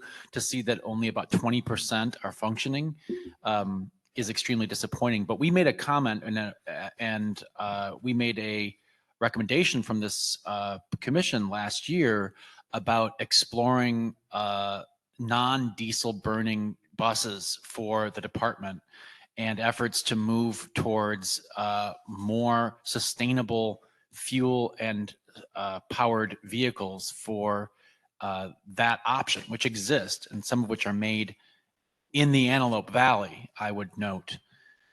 I just want to ask if there was any follow-up from the department about that recommendation or whether that factored into initial budget proposals or formulation about the forthcoming budget. By any follow-up on that? Thank you, Vice Chair Johnson. I think before we move to answer that question, it may be more appropriate if we hear from the Sheriff's Department representatives who may be able to speak a little bit more to what their priorities are and what went into the request for the fund. Any other questions or comments?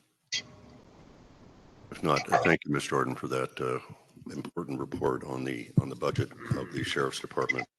We'll take public comment, but we'll only do that when we finish all the items of new business. So we're going to go back to the regular agenda at this point, and which is the Executive Director's report.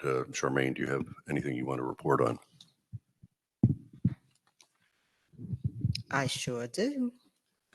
Thanks, Chair Bonner. So good morning again, and thank you, members of the community for being here today. I have Chair a Bonner. few items. I'm sorry, did we want to hear from the Sheriff's Department representatives? Oh, I was just looking up there. Wait a minute. Oh, is there somebody on the screen? I'm sorry, I didn't hear We that. do have Is there Sheriff's Department rep. Pardon, I'm not hearing you. What, say again? They're on the, I don't understand the question. Well, if you could direct this specifically to Commissioner question, that would be helpful. I think there was buses, department or specificity. No, there was some concern in the electric bus, and that was, and they found part of the problem sheriff's transportation buses are unlike regular buses that your municipalities and districts use. These buses are extremely heavy. They have to have additional plating and things for security reasons. And when they tried to run an electric bus with the weight that was required to do the job of the sheriff's department, the bus didn't have enough range. They just don't have the technology yet for a sheriff's department battery-powered bus. So that was in fact looked into, but perhaps the department can add some more specificity besides my comments. As far as the natural gas, I don't know if that's really been looked into. Part of the problem, I am being told, is there's really only one bus manufacturer in the US that makes these type of buses, and they are not offering that type of motive system. So that's also part of the limitation on both the battery and being limited to only diesel powered buses. But again, if I could stand corrected by a member of the department if they have more information on that. But I wanted to specifically address Commissioner Johnson's concerns. Yeah, thank you for doing that. And maybe Assistant Sheriff Paula Tokar, who's here, can you enlighten us at all on that subject, or would you need to go back to subject matter experts? Well, I concur with Commissioner Harris as far as the electric buses. There were some challenges, and on the grade of some of the freeways we travel, they were having an issue. I don't have additional information on the natural gas buses, but we do have our fiscal experts are online. So Division Director Meredith, you had more information about the department's budget. Thank you. Okay. Yeah, if I may, this is Conrad Meredith. Did anybody on? Go ahead. Okay, this is Conrad Meredith with the Sheriff's Department. I'm the Division Director of our Administrative Services Division, and I can offer some additional information regarding the buses. Ms. Johnson did a good job summing up everything, as did Commissioner Harris. There are diesel buses running now, but I hear there's cleaner fuel diesel buses. We're actually up to 24 buses operational now. We're in the process of purchasing 20 buses. And in addition to the 20 buses, we plan to order another 14 this current fiscal year. And our budget request for July 1 is asking for an additional 11. So that would be a total of about 45 new buses for our fleet of 80 plus buses. So we are headed in the right direction with the transportation buses. Thank you. All right. Any other questions or comments on this item? It's hard for me to see the commissioners from this particular table, but I see none. The executive director's report, Ms. Mosley. Thank you. Let me just check with staff. Did LESD have a PowerPoint? Are they giving a presentation? Yes, they have a PowerPoint. You have a copy of it in your folders, and it is being displayed on the screen behind you. We should probably have the PowerPoint, I think, as part of the overall report. Look, it really been helpful. I'll just say this as chair. If somebody actually briefs me on what's contemplated for this report, all I knew was call on Tracy and maybe JD. Okay, but apparently the Sheriff's Department has the report, so let's be as brief as possible, but nonetheless, yes, don't shortchange it either. Who's giving the report? Yeah, once again, this is Conrad Meredith, Division Director of Administrative Services Division. And I'll go through this pretty quickly. And I will say that Ms. Jordan did a good job of summarizing our budget request. So she kind of touched upon the phases of the budget, and she provided a flow chart. So we can actually move beyond this slide here. And these are our budget challenges. Your commission had asked us to put together our challenges and our priorities. Vacancies and impairments, she touched upon that. We do have over 1,400 sworn vacancies. Hiring and retention, we're running a number of classes. We'll get into that. And while we're actually running 8 academy classes a year, trying to put a dent in the 1,400 vacancies, the classes have been relatively full, and a full class is over 80 deputy sheriff trainees, and we have exceeded 80 in the last 3 classes. We talked about the fleet a little bit, the transportation buses. We're kind of in the same position now with our black and whites and solids. So we have a request for additional vehicles as well. We have a fleet just under 3,000 vehicles, and over 50% of our vehicles kind of exceed 110,000 miles. The time to be replaced. We touched upon the wellness center. Some of our challenges are mandated service levels. We are running overtime, right, due to mandated service levels of compliance within our jails particularly. Increasing costs, we'll get into that in a little bit. And obviously legal challenges and settlements impact our budget. So we can move to the next slide. Yeah, this just kind of shows kind of what Ms. Johnson alluded to. Our unavailable staff, you can see on sworn, it's running about 23%. Again, that's the 1,400 vacancies, and number of impairments as well, which includes individuals who are out primarily injured on duty or relieved of duty.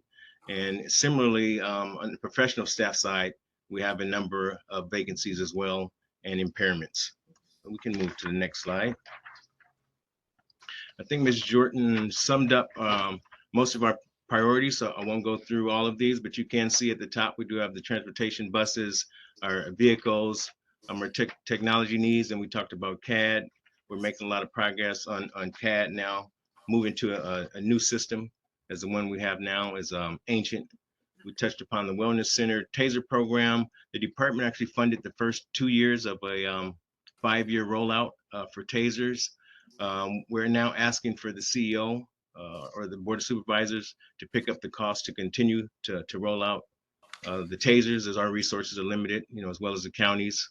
We need a new training facility to increase our compliance, particularly with in-service deputies.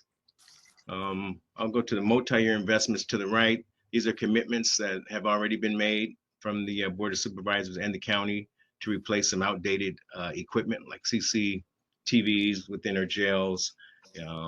We have body-worn cameras in there, boiler replacement in the jails too.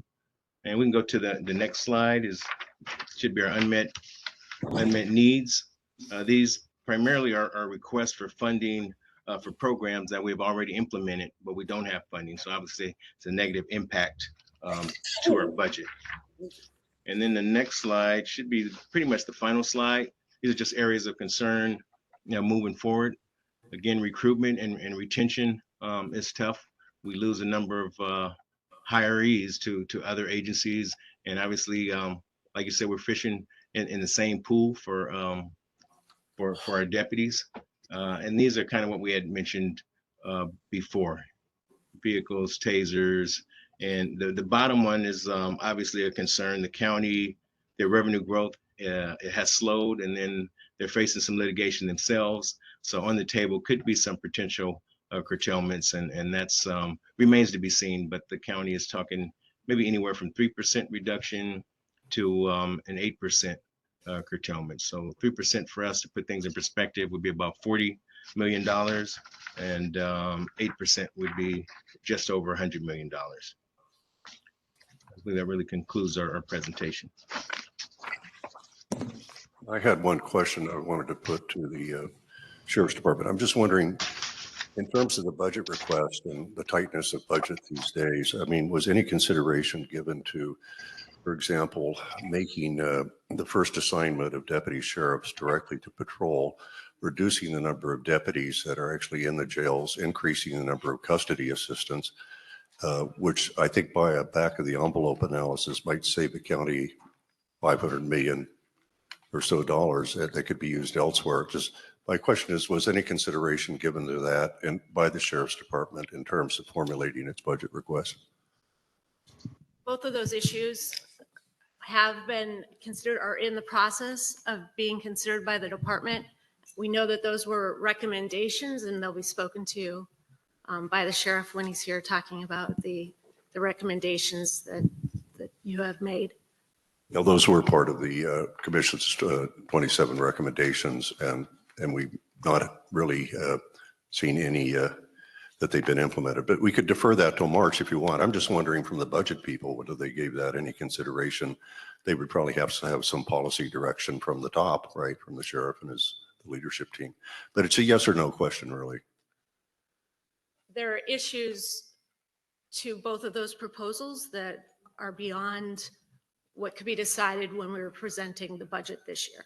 Okay, I understand that. So the answer is no. Yeah, okay, I got it. That was my question. All right. Any other questions or comments? Yes, Commissioner Cooper.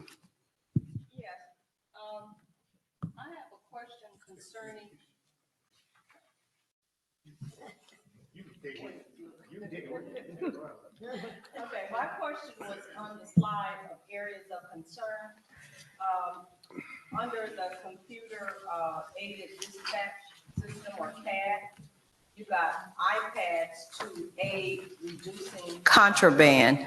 Can you help me understand how iPads are going to help you reduce contraband? So iPads could replace some of the paperwork that comes through the jail. We've discovered contraband, paper soaked with drugs that come into custody.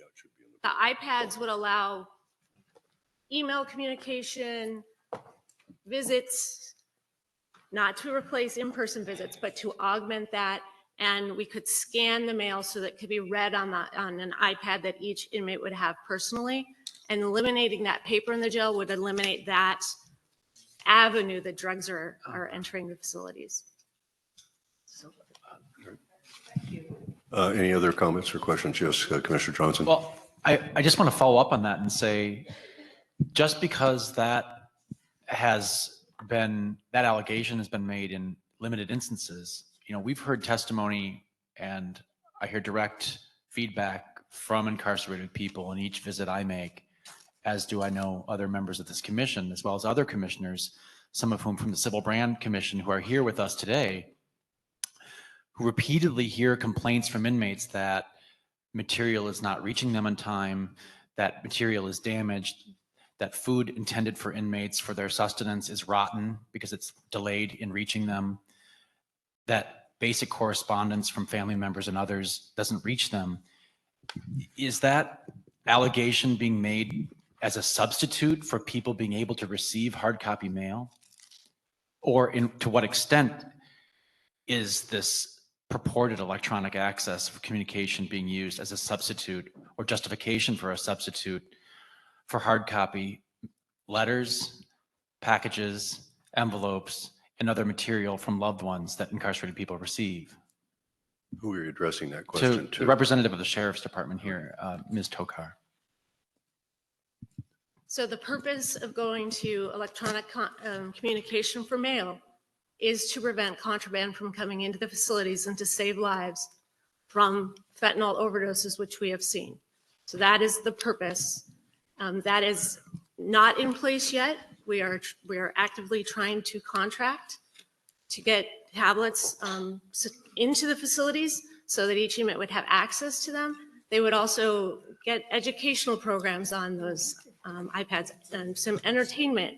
So we think that it would be to the benefit of the inmate population. I understand that justification, but I want to emphasize that in the context of rhetoric that we're having to deal with from the federal level, using fentanyl trafficking as false justification for tariffs and interference with longstanding international relationships in this country with Mexico and Canada and others, to have our own Sheriff's Department using an instance of fentanyl trafficking as justification for removing hard copy communication with incarcerated people and a wholesale scrubbing of that channel of necessary lifelines to people in lockup is extremely dubious and disturbing. And I want to just emphasize that that is a strange and a novel justification that unfortunately conforms with what kind of rhetoric we're receiving of a false nature from the federal level.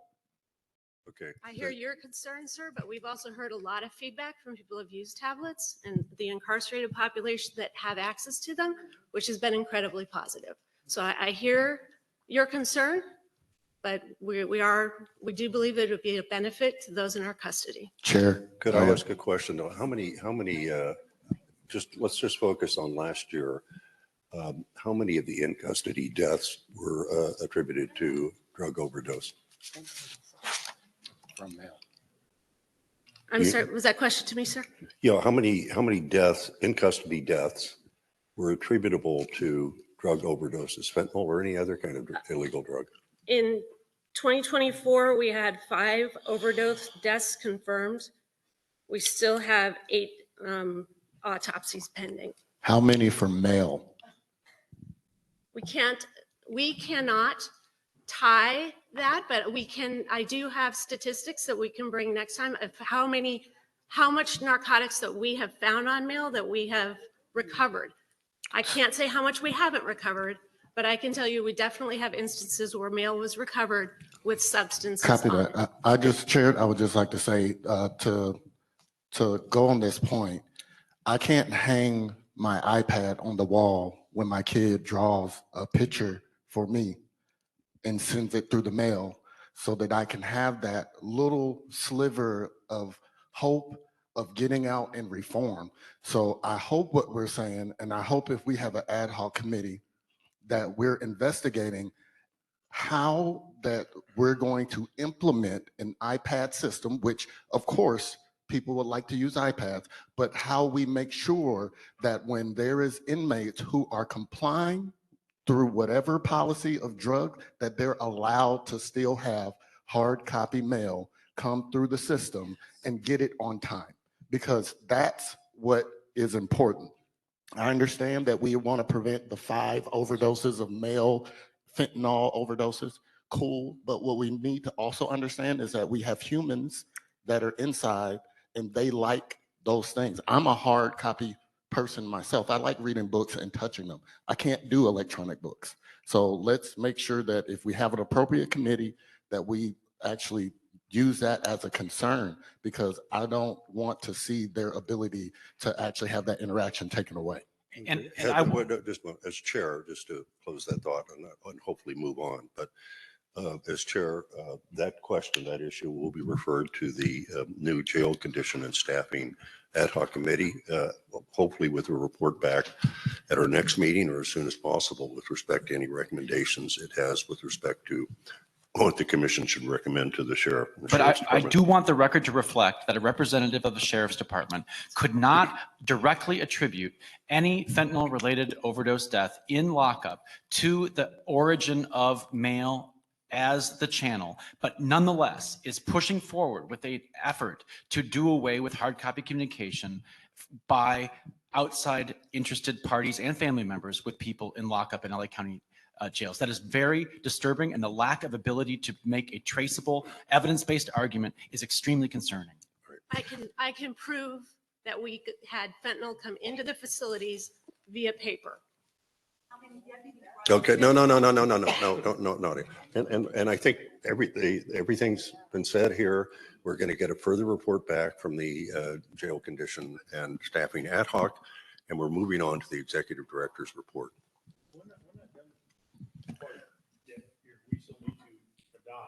Oh, excuse me. What do we have to adopt? I had a comment, Chair Bonner, on this. Oh, yeah, go ahead, Commissioner I Garcia. believe it was about 10 years ago that there was funding, there was iPads that were implemented in the jails. I can't remember what modules or, and that was piloted as with like educational apps and the like. And then I think funding went away, and then now it sounds like it's being reestablished. However, it's going to be utilized for US mail coming in to be scanned and then to be looked at, which I don't think these necessarily are like Apple iPads, are they? Or are they like a different, I know there's a vendor that provides like an app iPad-like. So we will be in the contracting process, so I cannot address what specific device because that has not been established yet. iPads that we had in the jail before were on the wall for complaint systems and things, and we've had some maintenance issues with those and access issues. They were in a few areas, but it was more it made information so they could find out what money's on their books and things like that. There may have been a pilot that I'm not aware of that gave personal iPads out, but as I said, I'm not aware of that program. Okay. And then this would be implemented, these iPad would be used across the jail system, the modules, the dorms across the jails? That is the hope that every person in custody would have access to their own. Okay. Because then it kind of just brings up the technology aspect of the Wi-Fi, working and how it's going to work within, the various spots and like MCJ, thinking about that. And that would be a big part of the rollout when that occurs, that we would have to improve that. Okay, I have Commissioner. just one more question, sir. Yeah, Now, Commissioner we Cooper. know that currently they're doing that in the prison system.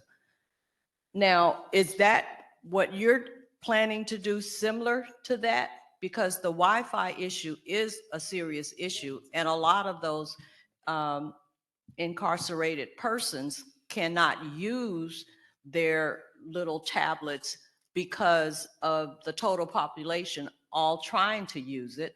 And will there be a charge? Because in the prisons, they were charging for those messages that went out. You had to buy so many little stamps to be able to send out an email.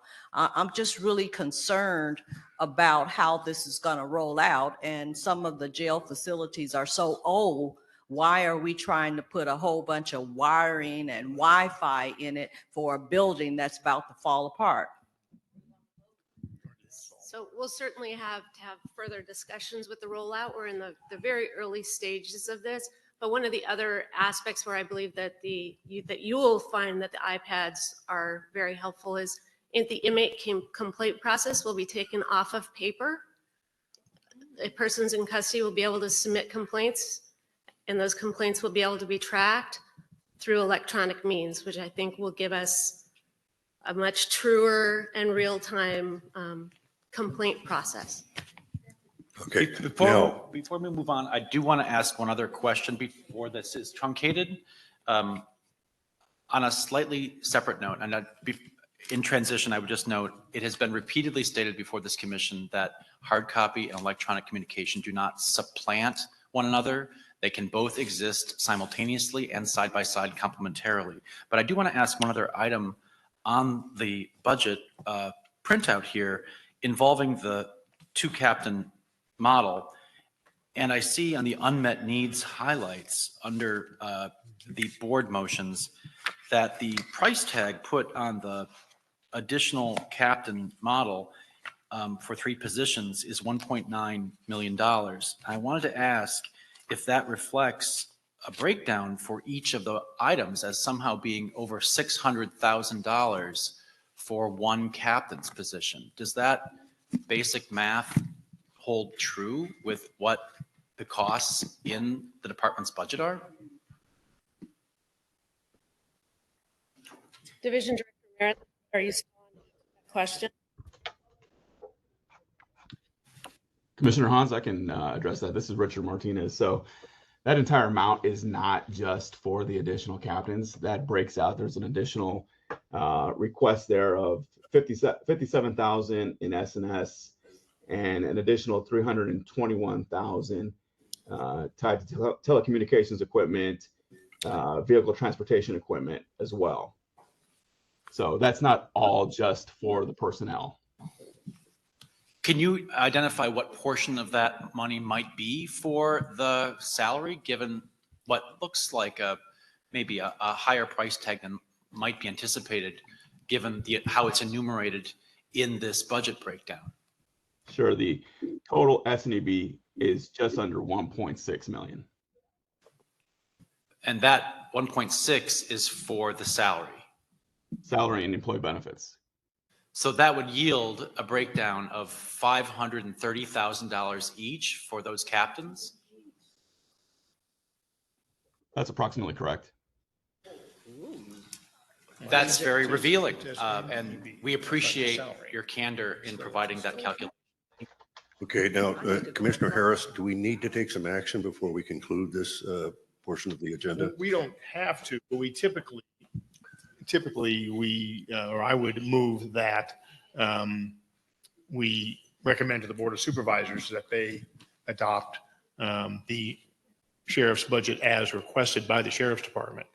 I also might just note that this is not the end of the budget process by any stretch of the imagination. This continues on through the end of July, and then there's even adjustments after that.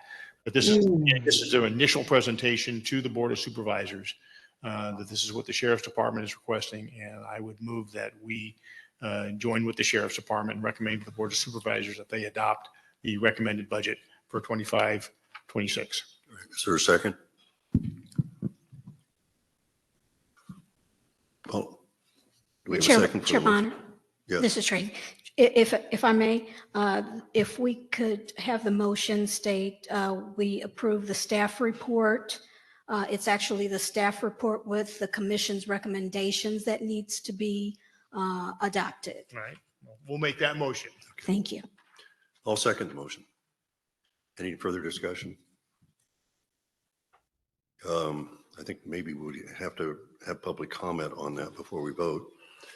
So, and by the way, we have less than an hour, about an hour and 15 minutes left for this meeting. We've got some really important issues to get to, but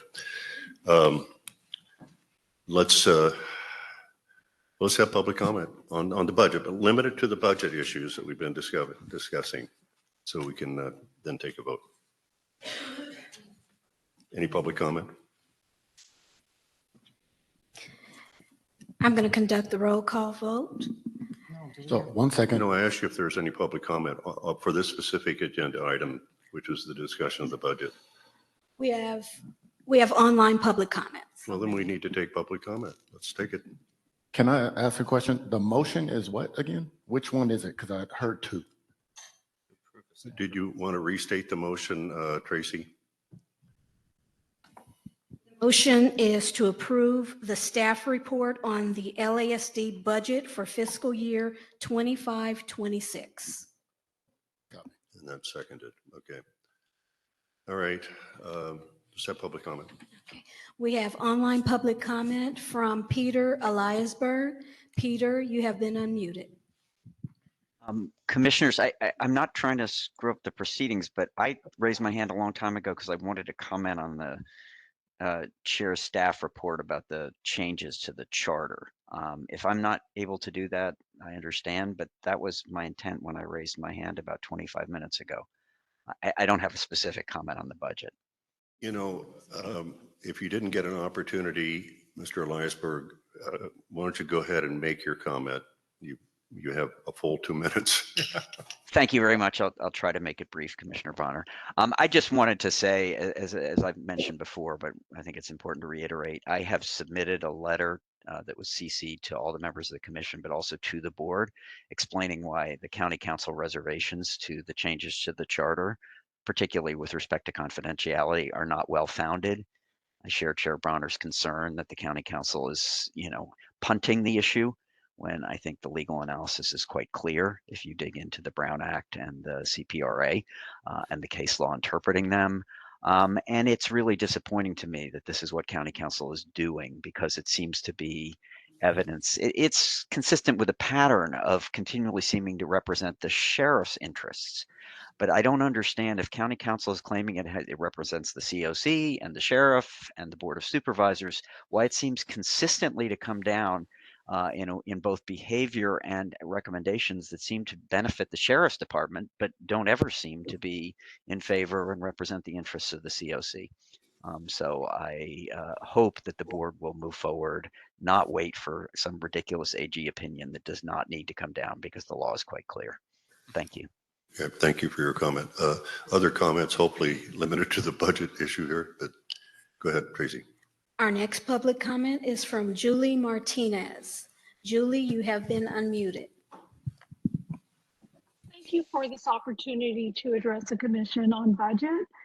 I am always very distressed at the cash cow budget of the LA County Sheriff Department, always asking for more money when they already have a bloated budget. It's mismanaged. They're unable to even repair basic buses, which is quite stunning. The other issue is the mismanagement of basic sheriff, deputy, captain, lieutenant's timeline. As a member of the community whose family was outspoken, we have had sheriff cars outside of our homes, outside of our blocks, where we made complaints. We were told that they were on 2-hour lunch breaks. We have complained about sheriffs being in non-areas where sheriffs don't normally, aren't contracted out to patrol. However, they are harassing family members, that's a huge mismanagement and a huge waste. Lastly, this is a very facetious comment. Why not appeal to the County Board of Supervisors and have county council's budget come out of the sheriff department? Since they seem to be beholden to the sheriff, and just like the caller before me mentioned, they never seem to be representing the community, the people, or the commission. So why not let's just be upfront and honest about it and have Alley County Sheriff budget pay for the entire budget of the county council. And again, thank you for this opportunity to make these comments. Any other comments? Yes, our next public comment online is from S. S, you have been unmuted.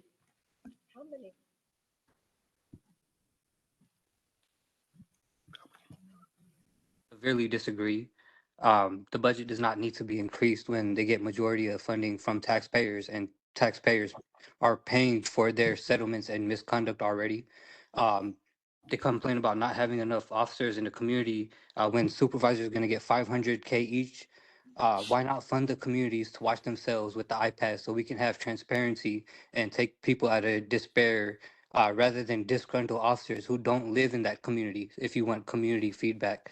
All the talk about funding, raising their budget, they get paid more than the cost of living while we're living paycheck to paycheck. Take it out of their paychecks, their funds, their taxes.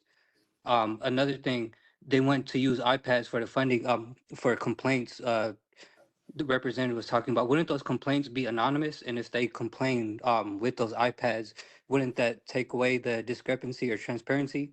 And how do we know if their complaints are being heard when we make complaints to COC and there's no transparency? Thank you. Does that complete the public comment? That completes public Let's have a comments. roll call vote on the motion, Tracy.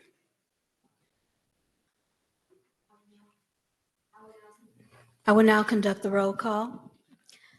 Chair Robert C. Bonner. Yeah, first of all, I wanted to say a comment, which is I do think it's important for the commission to support the reasonable and adequate funding request of the Sheriff's Department that are truly, I think, are needed. So I'm voting yes. Fuck out of here. Co-Vice Chair Luis S. Garcia. Yes. Co-Vice Chair Hans Johnson. No. Commissioner Arthur Callaway. So we're voting for the staff report and the recommendations, right? That is correct. We're not voting that we agree with this budget that they have. Or is that one and the same? The priority recommendations in the staff report do not reflect all of the recommendations or priorities in the full report that the department has. There are separate recommendations that the staff report has. They are not all of the priorities of the department. It's just the staff report. Right. It is a staff Not the report. whole entire budget. That is correct. Okay, because if it's that, then I agree with your recommendations in this staff report. I disagree with the budget items that are line items in this unmet needs highlight, thermal undergarments, additional captains recommendations. So yes to the staff report only. That's the motion. Okay. All right. Commissioner Irma Cooper, Yes. Commissioner Patricia Giggins, Yes. Commissioner James P. Harris. Yes. Commissioner Jamon R. Hicks. Yes, that's the staff report. Okay. And Commissioner Sean Kennedy is not present. All right. So the motion carries, but it's 7-1 to adopt the report of the staff with respect to the commission's identified budget priorities. Okay, so that takes us to the executive director's report, going back to it. So Ms. Mosley. Thank you, Chair Bonner. So I have a few items to report out on. The first is going to be training of the commission. I know that it has been a challenge trying to get our commissioners logged into the county system for at least over a year now since I've been here. So Starlet is going to be sending out another email regarding an upcoming sexual harassment and discrimination prevention training that is an hour-long mandatory training. So please raise your hands if you are able to log into the training system. I just want to see. No one. So I guess no one has been completing the trainings. So we'll work on that again. I Oh, do have a question. yes. If you've taken a sexual harassment training like within the last year at another organization, is that valid or do we have to Yes, what sit you, through another one? what you can do is you can send the certification over to Okay. me and I can give it to HR. Okay, great. Thanks. Yes. So the mandatory trainings that are state and I believe federal trainings like sexual harassment, and there's another one that I can't think of, maybe cybersecurity. If you complete those trainings, you can send me the certificate and I'll send it over to HR. And so Starlet will be resetting the passwords and then helping to get everyone signed in. That might take for some of our commissioners to go over to the office. I'm not sure.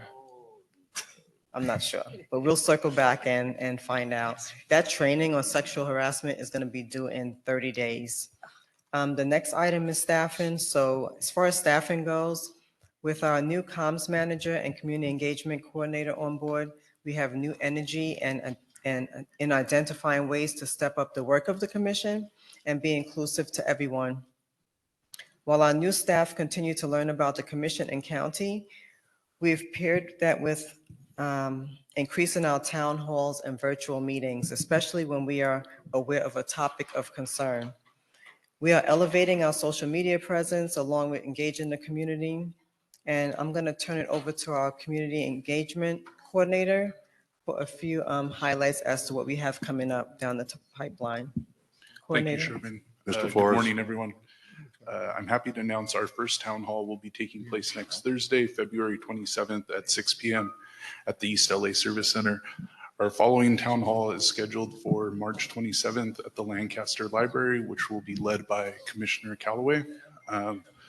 We're planning a virtual mini conference on, on County Ordinance 3.79. Speak into the mic. Oh.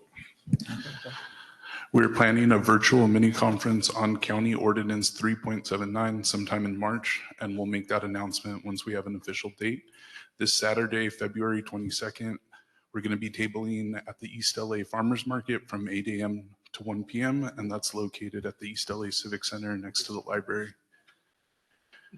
As we move forward with our community engagement planning efforts, our goal is to include our ad hoc committees, committee members, to identify a broad range of topics for future town halls and virtual mini conferences.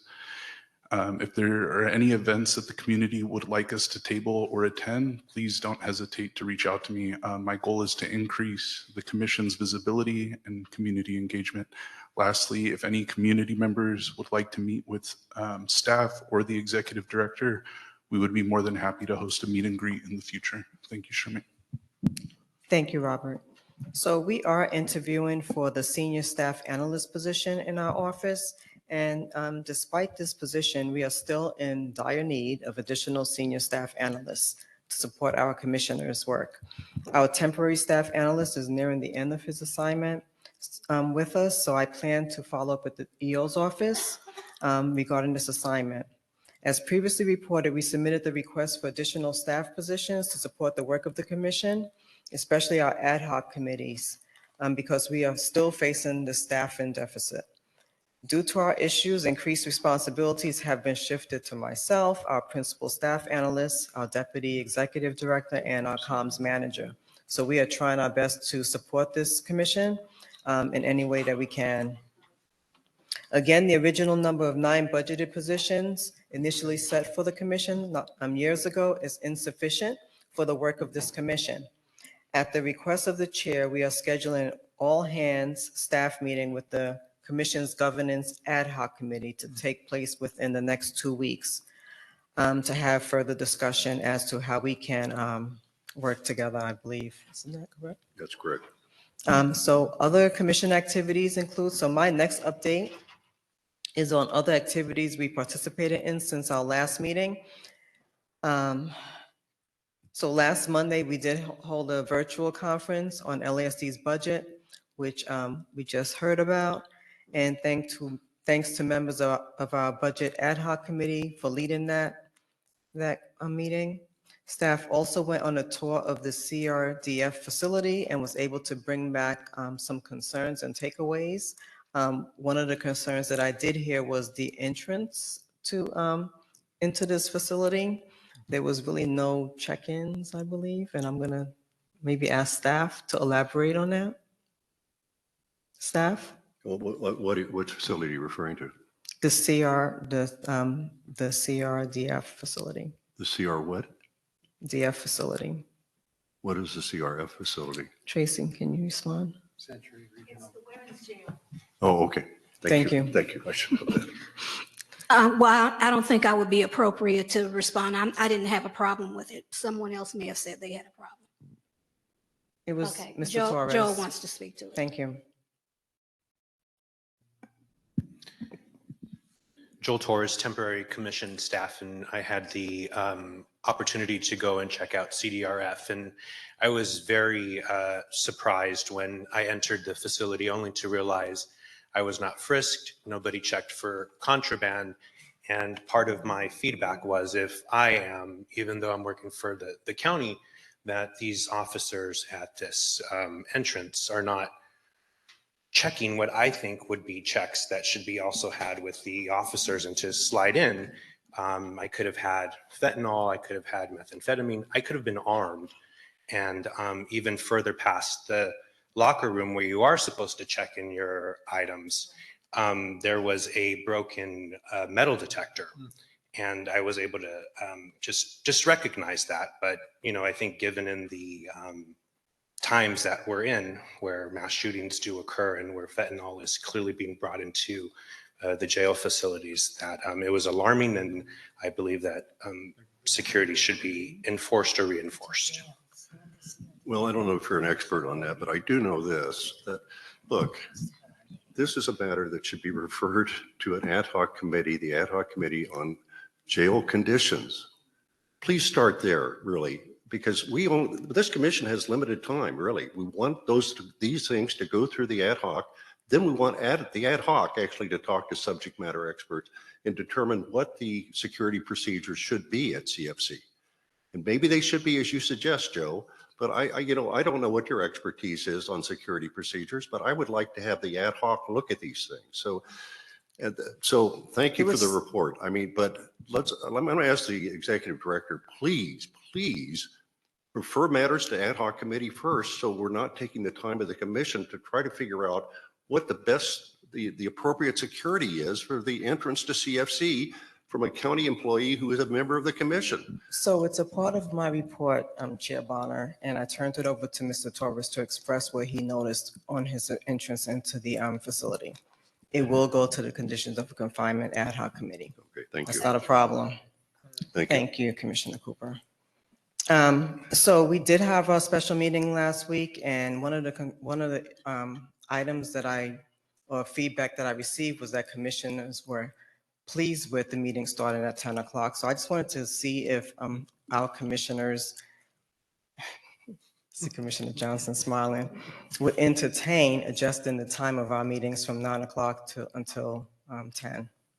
Why? For what purpose? Because it's just easier. You're not fighting all that Traffic? People going to work. So how long would the meeting be? Still be 4 hours. 10 to 2. 10 to 2? 10 to 2 instead of 9 to 1. I can't do that. This is something that actually ought to be taken up by a survey of the individual commissioners. I don't think, I'm okay with 10, but I mean, let's just do a survey. Okay, If let me a continue. substantial majority of the commission is okay with 10 a.m., we'll start meetings at 10 a.m. But if there's significant opposition, some commissioners just aren't going to be able to make meetings or something like that, we don't want to do it. But let's not discuss that right now in our limited valuable time at this commission. So Executive Director, if you would take a survey on that of the commissioners, I'd appreciate it. Okay. So we are also working with IT staff on the development of an online complaint form and a dashboard. And the draft of the annual report should be ready by early next week for you, Chair Bonner. Tracy is adding the language regarding 3.79 provisions to it. And on March 6th, LASD's Academy class will hold its graduation at 1,700 hours. And later on today, I do plan on attending LASD's Black History Month celebration. The location of the commission meetings, I wanted to just update on that, and that'll be my last item report. So this has taken a little longer than expected. At the commission's October meeting, the commission did vote for staff to work with the EO's office to get the HOA hearing room for our monthly meetings. Also in that motion, St. Anne's was the second option for a meeting location. And since the commission's vote, an analysis of the needs of the commission was completed in reference to the commission's request and was forwarded to me. The analysis was done by LASD's Security Operations Unit. We filed a report with the unit due to the incident that occurred back in October. And while at the same time, the commission voted for requesting the HOA location. The unit provided security recommendations, as did the Office of Constitutional Policing, and the unit recommended that the commission's meetings not take place at the Hall of Administration from a security and expense standpoint due to the size, seating area in the front dais of that location and the number of entrances at the HOA venue. And also it will be costly. So the EO staff, as well as District 5 staff, Chair Bonner and some of our commissioners and staff went on a tour of the MTA boardroom, and just last week, the Hall of Records. The Hall of Records would not fit the needs of this commission. We have a large participation up on this dais. And also the way it's situated, it's kind of small, so it will not meet the needs of this commission. And the commission's and the MTA's boardroom also seems to be impacted in a way with their availability. We did receive the schedule, the calendar of the availability for the MTA location. However, when our staff reach out to them, it's not available. So the EO's office is going to be meeting with MTA. And I'll turn over to you, Chair Bond, if you have any comments, or Commissioner Johnson. No, I mean, both Commissioner Garcia and I toured. It was a wonderful exercise to try to find the Hall of Records hearing room. It's a building next to the Hall of Administration. Apparently, it's okay if we're in the Hall of Records, but not in the Hall of Administration. By the way, the Hall of Records has no building entry security whatsoever. The Hall of Administration does. In any event, look, it's pretty clear that the least costly solution to the county would be to have us in the Hall of Administration in the board's hearing room. And it provides the best security options for the commissioners and frankly, for the Sheriff's Department and everybody else who attends these meetings. It's very clear. I'd like the executive director to go back to the executive officer and again, request, because if we can't get it, I mean, we're stuck here at St. Anne's, and this is not an adequate place either for security. It's not even an adequate place for me to, as the chair, to identify whether other commissioners want to be heard. So, I mean, it's not adequate, and it costs the county money. We have to pay St. Anne's, and we have to pay for security. I mean, so obviously security can be done at less expense at the Hall of Administration, which has building entry security to begin with. That's my statement. I just want to make a note, having been on some of those site visits, that the MTA space, as the executive director stated clearly, could be adequate. However, the number of subcommittees and committees of the MTA that continue to meet in that space would conflict with our proposed meeting times. So it was a time conflict, not a space inadequacy issue there, but that we did undertake a thorough investigation. I just want to thank the staff for their work to schedule and for fellow commissioners for taking the extra time, especially amidst these circumstances and the fires, to do those site visits. It was valuable. I think we understand the landscape of options better as a result of it. So that completes my report. If anyone has any questions. Any other questions or comments of the executive director? I see none. Okay, so we're going to move to the next item on the agenda, which is the report of the sheriff, or in this case, the sheriff's representative. But before I call on Deputy Sheriff Tokar to speak, there's a comment made earlier. I mean, as chair of the commission, I want you to know I do monitor pretty regularly the sheriff's department's compliance with our 27 recommendations. And I believe the sheriff has adopted fully or partially more than just 6 of the 27 recommendations. So I think it's substantially more than that. And I think in fairness, Sheriff Luna has done a lot to take action to get rid of deputy gangs and cliques within the department. So I just, in all fairness, I think we should recognize that it's not as if he's doing nothing. He actually is making a real effort, including his own time and commitment, to address this pernicious issue that's affected the sheriff's department for many, many years. And we're, by the way, in March, we will take stock. We're going to have Sheriff Luna here. We're going to take stock exactly where he is with respect to each one of our recommendations. And we're going to discuss that thoroughly and in depth. And if something hasn't been adopted, we want to know why. So I just wanted to make that statement before I call on. By the way, Paula, are you an assistant sheriff, or what is your rank? My rank is assistant sheriff. Okay, I thought so. Okay, go give us any report you have on behalf of Sheriff Luna or the department. Thank you. Part run crime is down almost 2%, 1.86%. Notably, homicide and rape are down by 13%. And I should state that these statistics are through December 31st of 24. The two areas that there's a slight increase for robbery at 1% and arson at 1%. The jail population currently stands at 12,767 this morning. And I'd like to point out we are tracking the impact of Prop 36 on the jail population. Right now, the two main crimes attributed to Prop 36, the multiple convictions for petty theft and the treatment mandated felonies, drug crimes. We have 283 people in custody for those two offenses. The first week after the law's passage, we were at 12. Well, this isn't making a huge impact on the overall jail population. It is impacting our mental health population. 37 of those 283 individuals have severe mental illness, and 72 have moderate mental illness. The other thing I'd like to highlight is our work on the Palisades and Eaton fires. We continue, both areas have been opened up. There are no current evacuation orders. We continue to do additional checks of the area. We have more high visibility patrols going on in the areas affected. And one program that I'd like to highlight is the home check. The department is making free checks to anyone who registers their home. What happens in these home checks is a deputy or a volunteer goes out to the homes that were registered and makes a circuit of the properties to ensure that there aren't any broken doors or windows and the homes are secure.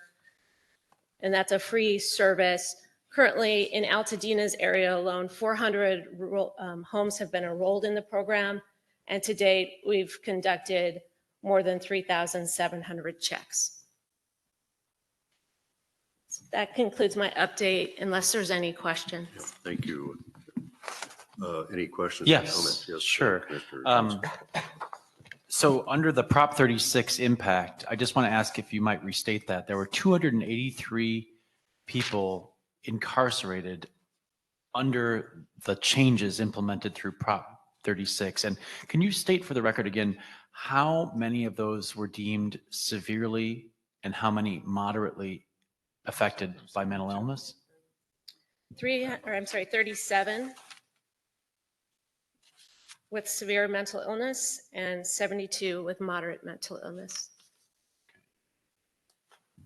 I would just note that that's approximately 40% of the total identified as mentally ill, and that does conform with the concern raised around Prop 36 that it would end up leading to the incarceration, effectively criminalizing mental illness. And I just want to note that we appreciate your openness about tracking those statistics. It's very valuable for this commission and our role of oversight. But that's a very disturbing statistic for Angelenos who are concerned that the impact of that proposition would in fact be the criminalization and the incarceration of people suffering mental illness. Was that a comment or a question? It was a question to restate and to contextualize.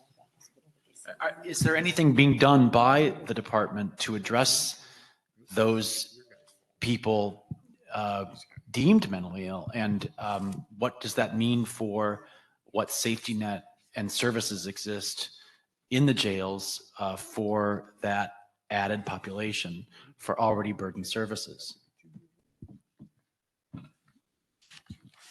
So we are, I mean, they're in mental health housing and receiving the treatment afforded there. The reason I raised the issue is because we are a tax system right now, and space and appropriate housing for those populations is one of my primary concerns.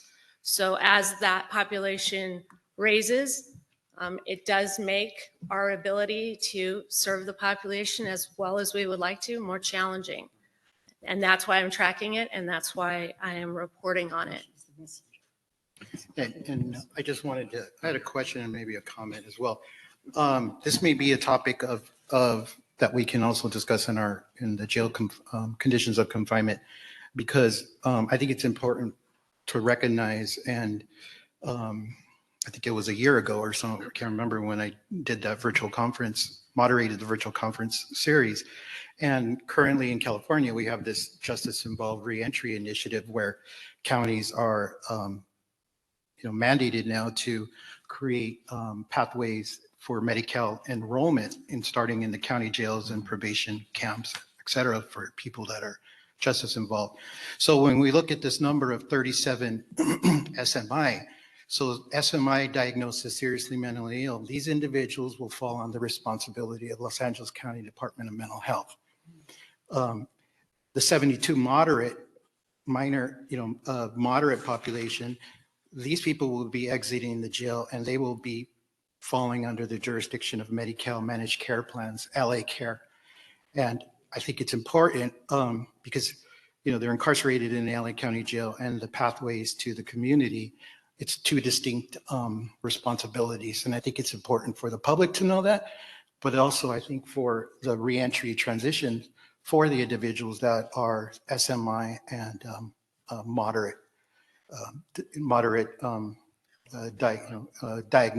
diagnosed with a moderate mental health diagnosis. Thank you. Thank you, Commissioner Garcia. Any further comments or questions on this? Okay, so I think we could thank you, Assistant Sheriff Tokar. Let's move on to, let me say, there are two items. We have 45 minutes. There are two items we must get to in this meeting, and we have to get to general public comment. We have 45 minutes, but one is the approval of the Commission's 2025 Strategic Plan and Priority Objectives. And the second is the Use of Force Ad Hoc Committee's recommendation that this commission request the issuance of 2 document subpoenas to the custodian of record of the Los Angeles County Sheriff's Department relating to 2 different use of force incidents. And I'm going to take the latter first, because that may require more discussion. I don't know. But the first subpoena would direct actually the custodian of records of the Sheriff's Department to produce the Homicide Bureau's investigation report relating to the fatal shooting of Andres Guardado on June 18th, 2020, including any and all interview reports, exhibits, and so forth, that whether or not they were provided to the district attorney's office.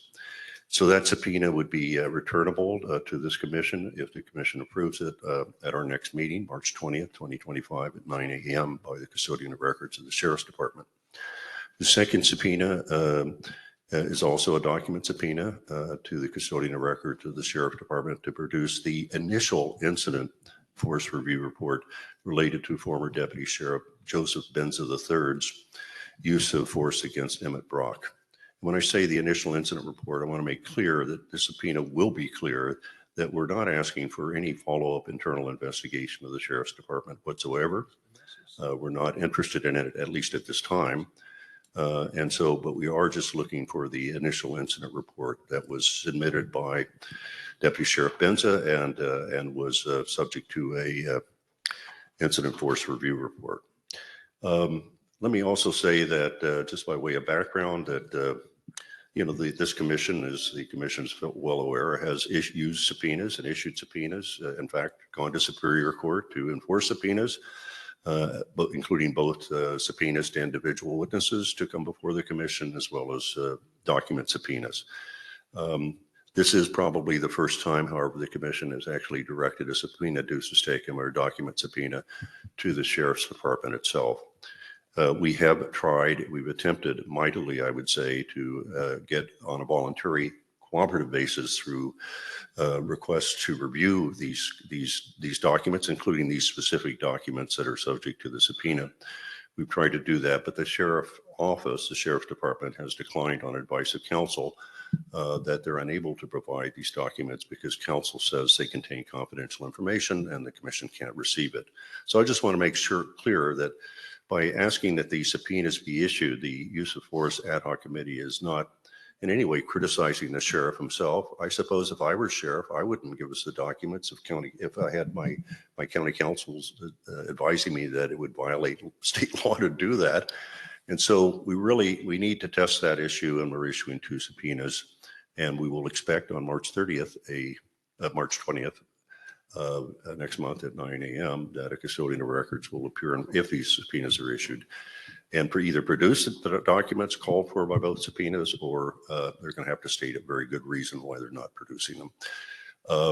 So that's a summary of it. I'd be happy to entertain any questions or comments. I must say it was discussed pretty thoroughly within the use of force ad hoc committee on a couple of occasions, but Commissioner Harris. Could we add one more to that list? What would that be? The complete use of force package for the investigation of Daniel Perez. I'm sorry, Joseph Perez. As a member of the use of force committee, I'd like to kind of review, but remind me of that particular use of force incident. This is a use of force that happened many years ago, industry sheriff station, that we have been hearing about for many meetings, and we have never seen a complete use of force package unredacted. And same criteria, we'd like to see that complete. It's a completed report. This case was, for all intents and purposes, closed with the sheriff's department years ago, yet we have never seen a complete unredacted, and we'd like to see that also. Okay, let's add that as a third motion. Right. A third. Thank you. July 22nd. 27. Thank you for that. Okay, so we'll add that as a third motion, but it'll be the same custodian of records, 9 a.m., March 20th. Any comments or discussions before we get public comment and take a vote?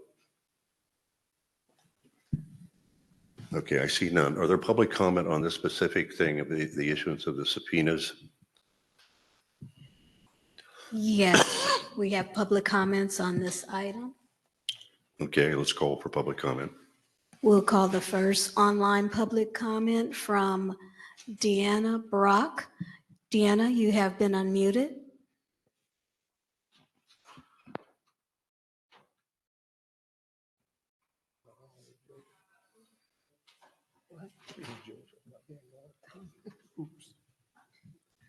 Okay, Deanna's not responding. We're going to move on to the next online. Okay. We're now going to move to in-person. Raquel Derfler. Okay, thank you. Okay. Allie Rubenfeld. Thank you. Jacqueline Venters.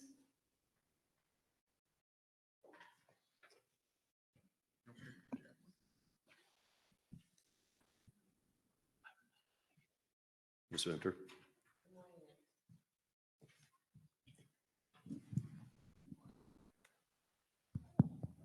Good morning, everyone. I'm kind of confused about what we're speaking on right now.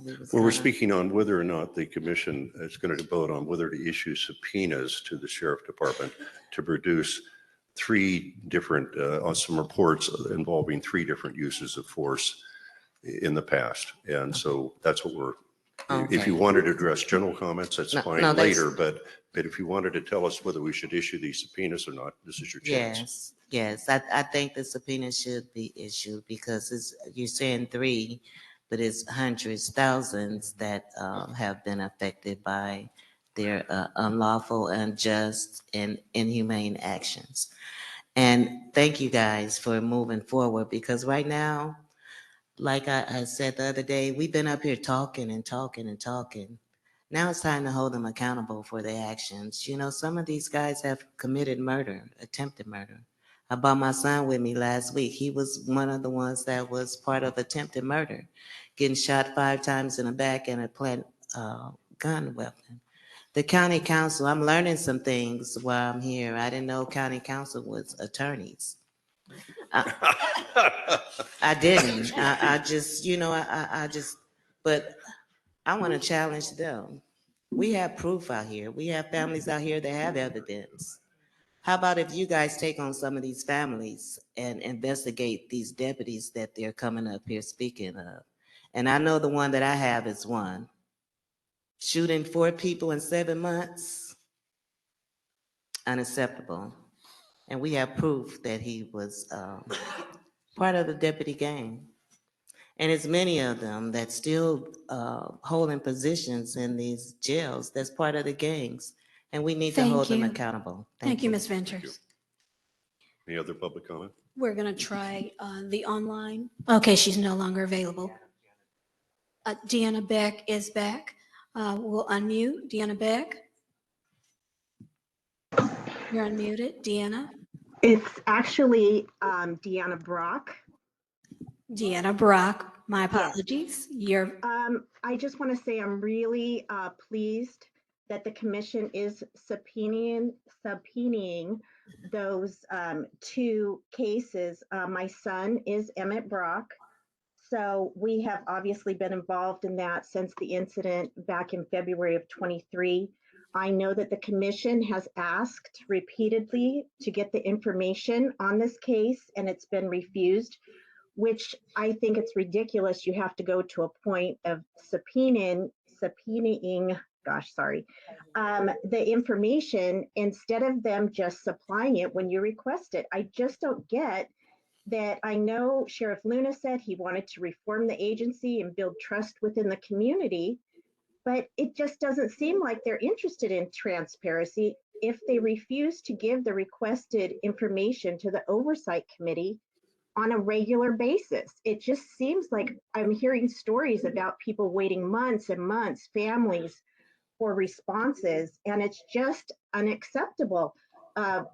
My son's initial, we filed a complaint of excessive force. We did see that it came back that they determined there was no excessive force. But of course, Deputy Benza has now pleaded guilty to charges from the U.S. Attorney's Office that he violated my son's exercising his First Amendment right by beating him. And he did plead guilty now on January 17th, 2025. So how did they even come to an initial conclusion that there was no excessive force? And there are also 3 other sergeants and 3 deputies at this Norwalk station being investigated in regards to this. So a subpoena needs to be done. Thank you. Thank you. And lastly, if we have Vanessa Perez.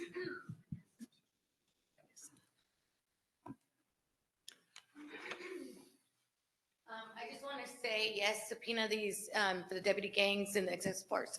And I remember last year there was something for the industry Indians. I really want a subpoena into that. What ended up happening with industry Indians and with Joseph's beating, he came from industry station as well.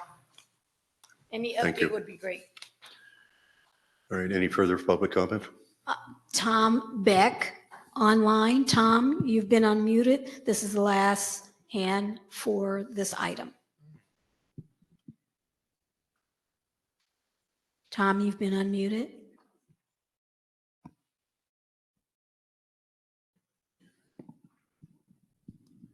Tom?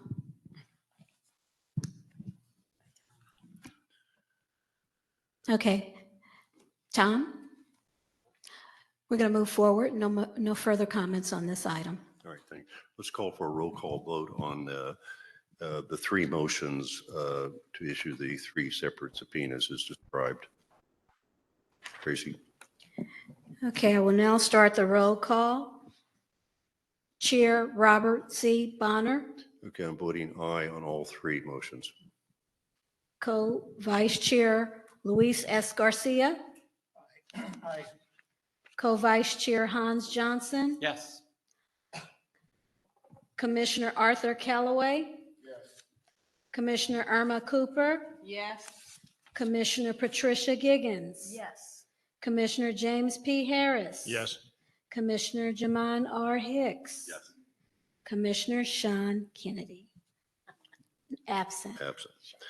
Okay, so that motion carried, would that be 8-0? In all three motions, by the way, it's three motions that were being voted on, just so the record is clear.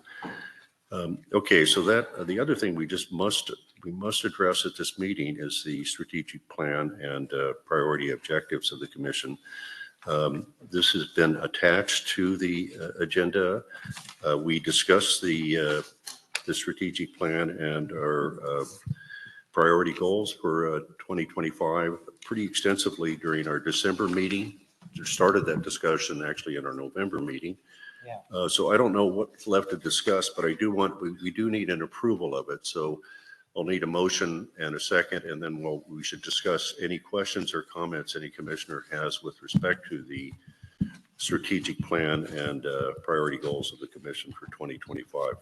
Well, just as a segue from the last item into this one, I just want to commend the mother of Emmett Brock for testifying with us today, and to note that in the new year, despite that guilty plea by Joseph Benza on the case that we are subpoenaing records, the U.S. Justice Department has disappeared the reports on that case from our federal Justice Department website because the case materials include the word transgender.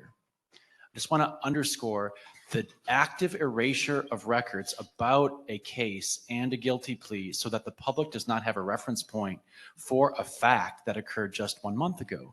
And in that context, the work of this commission to provide evidence and to gain access to records and to provide transparency for the public is heightened as we take on the work of this commission. Understaffed, under-resourced as we might be, it has extreme importance, especially given the context of active erasure going on at the federal level for important case and precedents. So that's a part of why I support the efforts to make our strategic plan for this next year in the way that it has been proffered here. Thanks. I guess just by way of general background, I'm not going to go through all of it, but the strategic plan and priority objectives they include to having the Board of Supervisors adopt the Commission's proposed 3-point sign revisions to 3.79. They include getting all of our important recommendations to eliminate deputy gangs and cliques adopted and implemented by the sheriff and the sheriff's department. They include to make recommendations to improve the sheriff's department's complaint process and its discipline process. And I believe they include finding a permanent and adequately secure place for the commission to hold its regular meetings. There are some other things in there, but that's a quick summary, nutshell. Any other questions or comments before do I have a motion to approve? By the way, I need a motion here. I move that we approve the strategic plan. I'll second. Okay, moved and second. Okay, so further discussion or comments from any of the commissioners? Yes, Commissioner Callaway. So I just wanted to not alter the strategic plan anyway right now, but for us to think about going forward as part of the strategic plan is to understand how we strengthen our relationships with the organizations that directly affect us and the sheriff department to include county council, because I didn't see that as part of, goal 2, as far as how to strengthen the commission to make sure that we're not being weakened by these other organizations and coroner, the county council, any other organization, vendors, all of those should be included in our strategic plan. And I'll ask the governance ad hoc committee to consider how we could improve our relationships with a whole host of people, that stakeholders. So it's valid, and I don't think it actually is in the current plan, but let's just look into it, and we can obviously move out on that without it actually being in the plan itself. Yes, Commissioner Giggins. Yeah, I echo that, and also being open to possibly adjusting our strategic plan as we move through this year after 30 days of this new administration, which has paused, stopped, shut down different programs. We don't know how that's going to impact. It's going to impact Los Angeles County in a lot of different ways. It will probably also impact federal funding that comes to LASD.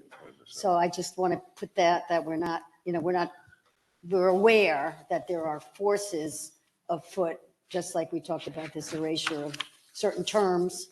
There are actually programs, projects, services that are being eliminated as we speak. So we may have to revisit some of our planning for the year. Okay, thank you for that comment. Any other comments or questions by any of the members of the commission before we take public comment on the proposed 2025 strategic plan? Any other? Hear none. Anyway, any public comment? Not general public comment, because I want to get to that pretty much next, but any public comment on the strategic plan? No, not on this item. All right, why don't we vote on that then? I think we could vote on that, just a voice vote. All those in favor of adopting the strategic plan as reflected in the attachment to the agenda signify by saying aye. Aye. All those opposed signify by saying nay. Anybody abstaining?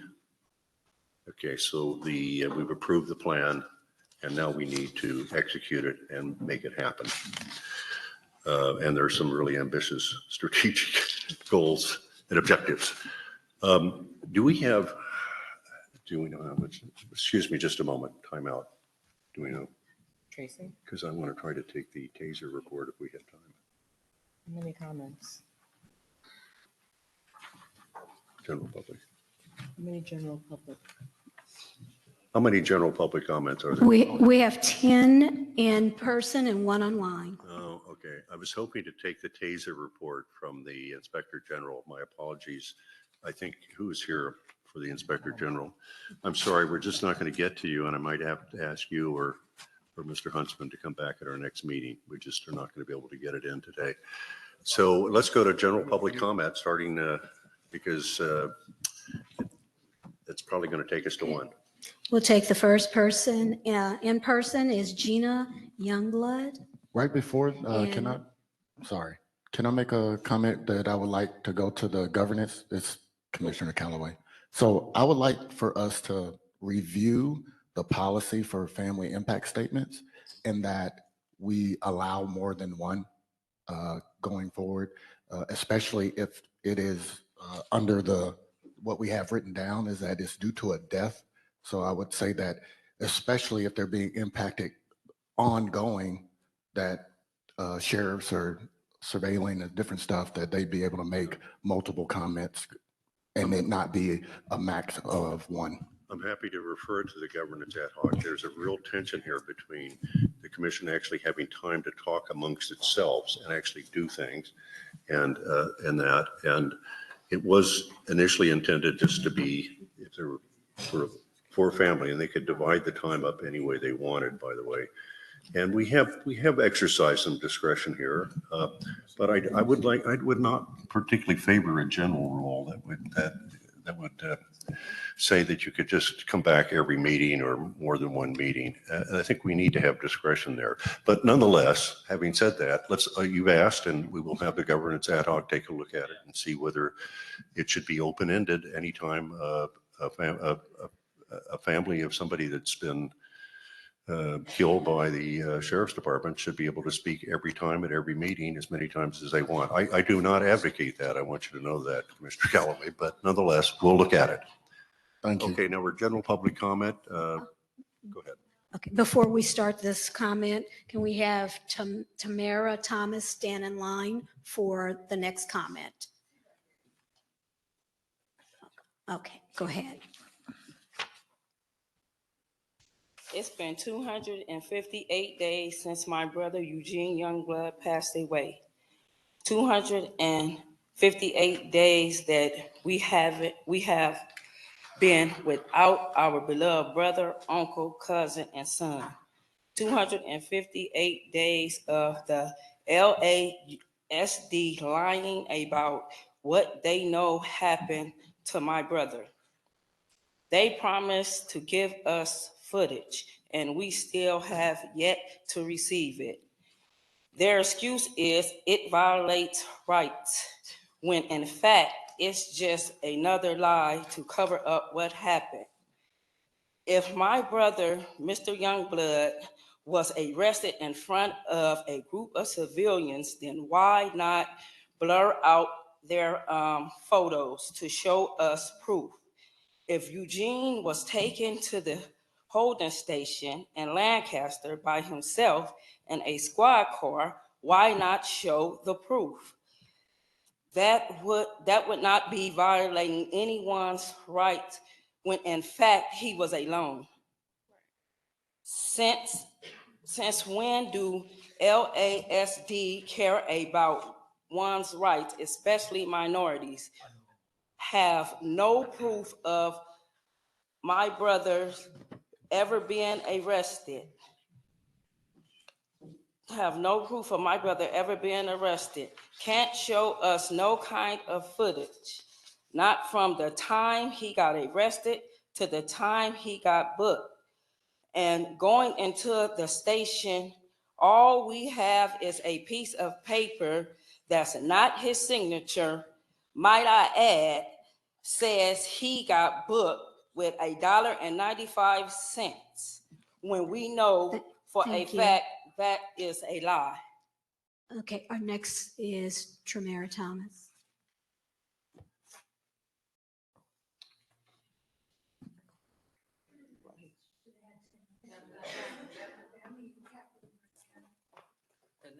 Okay. They don't have no, wait, hold on, sorry. They don't have no report of his initial arrest. Some deputies in the Lancaster station told the family that they don't even have any knowledge of him passing away in that facility the morning of the incident. That's all I have to say. Thank you. Thank you. Our next public comment is Jacqueline Venters. And if we could have Selena Coleman get in line and prepare.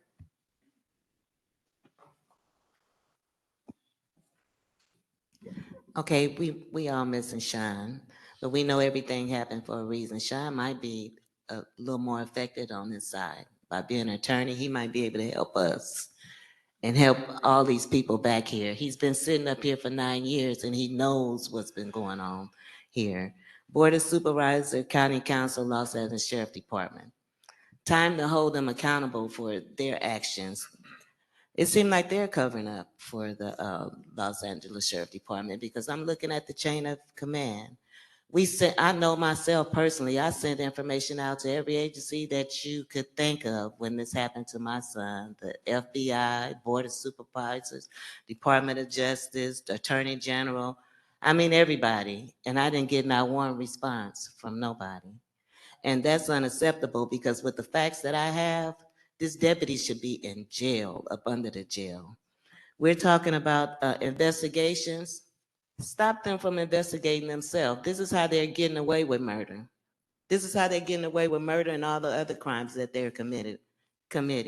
In those jailhouses, I talk to those guys, they call me all the time because they're looking for help. They're bringing the drugs into the jail. We need to quit sugarcoating stuff. We know how they're getting in there. They're bringing them in themselves. And they're making money. It's a money scheme. These tablets and all that kind of stuff, that's a hustle. You know, everything that they're having to do now in these prisons, somebody, I bet you, is a part of that system, and they're making money off of these inmates, which is unacceptable. Unlawful, inhumane, unjust. We need to stop it. You know, they're supposed to be here to protect and serve, and they're doing us more harm. And we need to hold them accountable. And we need the transparency. Let's start now, all of us. Thank you. Selena Coleman. And next, can we have Raquel Durfler get in line, please? I just want to say, I'm a LA County employee, and this is a human rights issue. I'm a human rights activist. I didn't start out that way. I just ended up this way. We talk about responsibility. For me, responsibility is respect every single person, oppose negativity, stay intelligent, believe in learning and in teaching youth and yourself. That's not enough today because a lot of people want to be responsible, but they don't want to be accountable. And so we need accountability within this system. And the only way to get it is if we band together. And I say that genuinely. We all bleed red. We all need air to live. An injury to one is an injury to all. One love, God's love. In spite of everything that we've been through, we're here because we care. We care about our family member that was lost. We care about the impact that that is impacting our community. I am in year 9 and I have an angry grandson. I have a daughter who is trying to get her life back and is confused because every time this body put together something to help, it really wasn't a help. It was a trigger. It was, oh, we'll pay for a funeral. He died how many years ago? We don't need funeral costs. So as you guys do this strategic planning, understand the impact is real. And we're gonna only get angrier and angrier and angrier. And if nothing else, take heed to the halftime show that Kendrick Lamar put together. If Bloods and Crips can stand together and unite, I'm just gonna say we could do better. Thank you. Next public comment, Raquel Durfler. And if Ali Rubenfeld can get in line, please. Good afternoon, Raquel Durfler with Cancel the Contract and also with the Check the Sheriff Coalition. So in absence of a formal LASD policy, families like the Nunezes continue to experience ongoing harassment by LASD. Deputies drive past the Nunez family home and accost them on the street. Witnesses who saw Francisco with LASD on that night, he disappeared, report being stalked and targeted by LASD detectives and deputies. This is unacceptable and must stop. These policies must prevent deputies from disrupting, destroying, and surveilling, disturbing, or distracting from vigils and memorials. LASD must adopt a policy that prohibits surveillance, intimidation, and unnecessary interactions with surviving family members, either online or in person. And LAS deputies must be prohibited from following family members, parking, or idling vehicles outside their homes or places of work, filming family members, interacting with or observing family members' personal social media accounts, or any social media pages created in memorial of their loved ones, and specifically preventing interactions with minors in these families so that children can feel safe walking to school and in the community. Thank you. Thank you. Next speaker, Ali Rubenfeld. And if we can have Ayande Love get in line, please. First off, thank you to this commission. It's clear that there are so many obstacles in your way, and it's your dedication and your commitment to this work that has yielded any kind of results over the last 6 years. County Council and LASD have tied your hands. They systematically block your access to confidential information. After 6 years, this commission still doesn't have an MOU between itself and the LASD that would allow you to access this information. The fact that you have to subpoena for it is, as Ms. Brock said, truly absurd. We can only bear with this just baseline arrangement paired with recent events regarding the amicus brief, we can only conclude that County Council prioritizes its representation of LASD over the interests of this commission and also over the interests of constitutional policing in Los Angeles. We fully support the amendments to the ordinance. We also believe that this COC should be a part of every LASD meet and confer process to oversee them. There's no reasons these processes should go on and on for years when the Court of Appeal has said they should only take 60 days. There are multiple LASD reforms that are just trapped in meet and confer. We also want to uplift the fact that the Nunez family here today raised once again the issue of family harassment. This is something that's the LASD was supposed to adopt a policy around years ago. We are asking that the commission add that to their priorities this year and agendize it for the next meeting because it's been over a year and a half since the last time it was brought up and still LASD has not adopted a policy. Thank you so much for meeting all these challenges head on. We really appreciate it. Thank you. Thank you. Ayande, Love. Next in line, if we could have Michelle Infante get in line, please. Hey guys, Ayande Love of Gifted Arts and Activism. I'm here to, I really wanted to stress the importance of deepening relationships and building up with Post.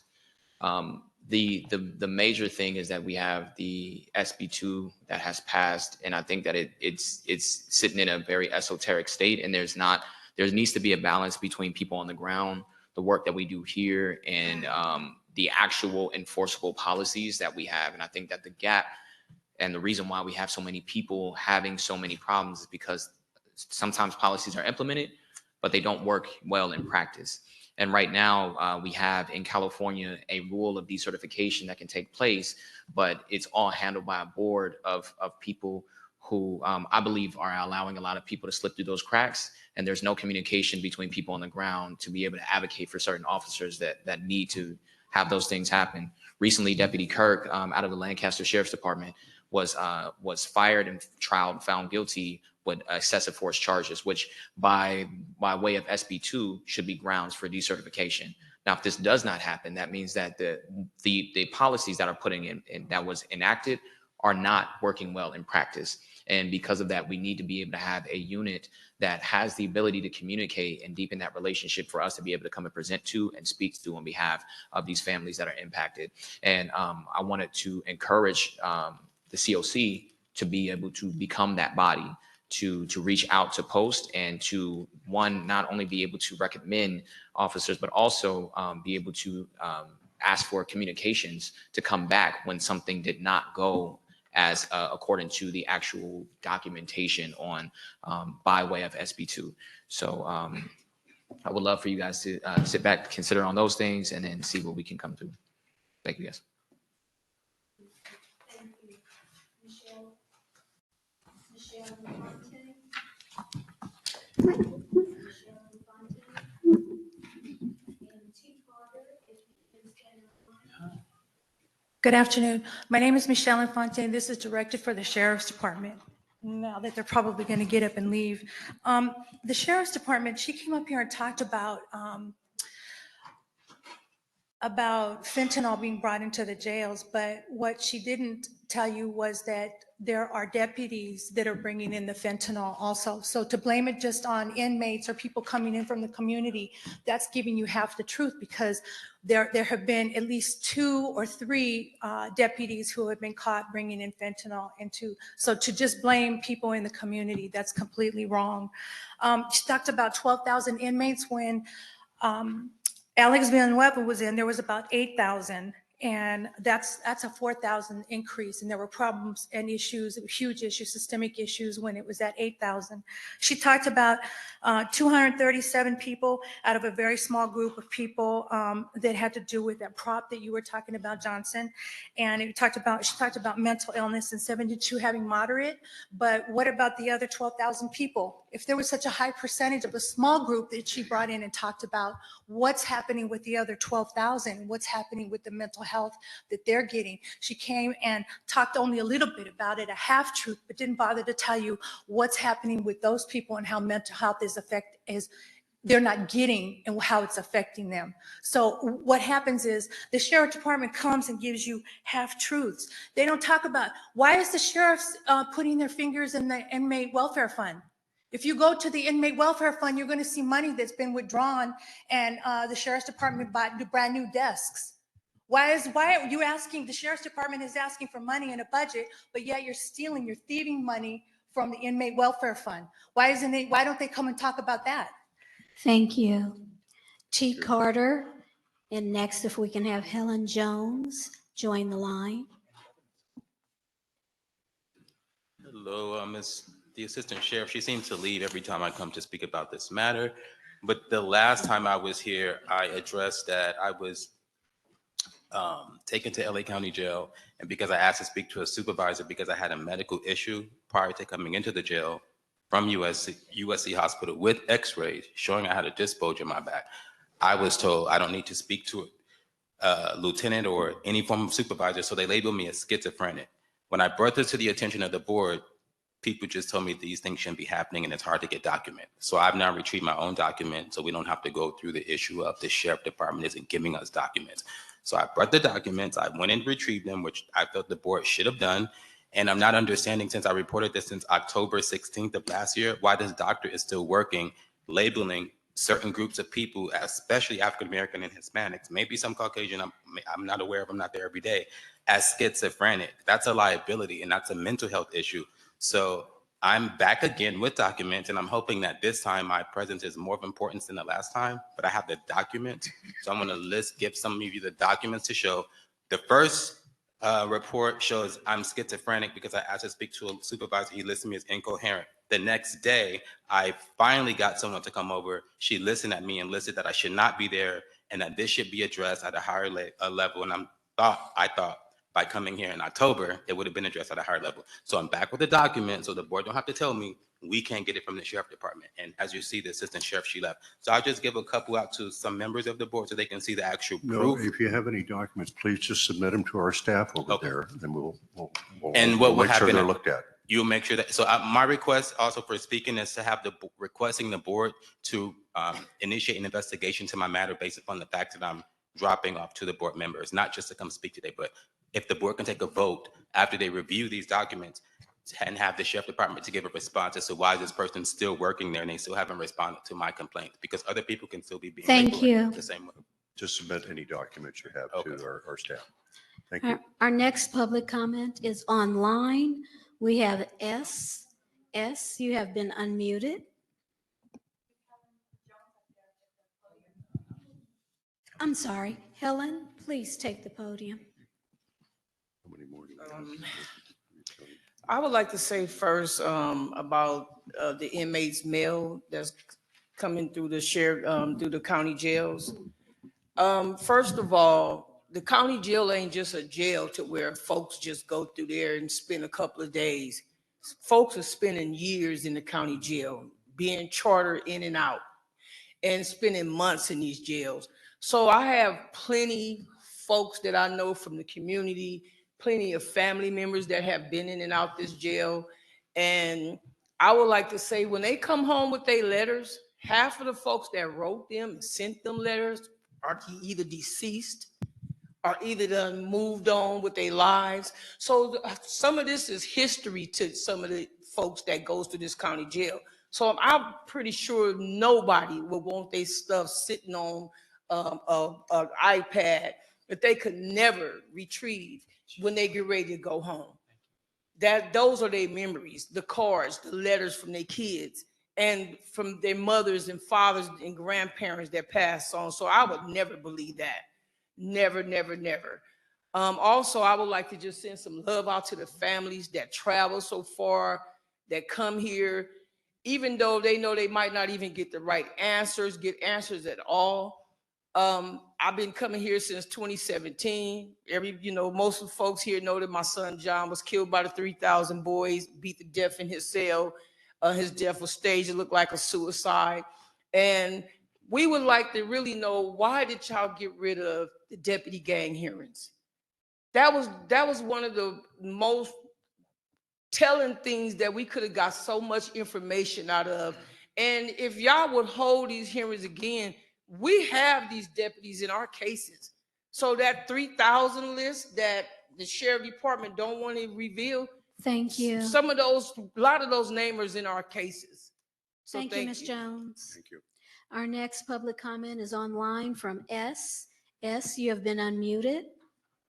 Yeah, I wanted to address the transparency of investigations. There seems to be a lot of discrepancy. So why not start subpoenaing LASD regarding all deaths, and so we can get transparency. The families and supporters have been asking for transparency, and that's it, just transparency. And if we can't get that, start subpoenaing everybody. They seem to forget post-training that they work for the public. When public officials kill someone, they release a body cam to news media, and they will justify their actions. But when it seems to be dubious, there's never transparency. So I would ask that you guys start subpoenaing them all. My next question would be to Tokar and Luna, but I guess they left. So that's pretty condescending to not listen to the families during general comments. But if any officer, what would be the due process if they were being threatened and harassed the way the Nunez family and Sean Kennedy is being harassed? What would be their process? It is their constituents that's doing it. They're the ones violating constitutional rights and post-training. It just seems to be empty words from Tokar, Luna, and any representative of LASD without any actions happening.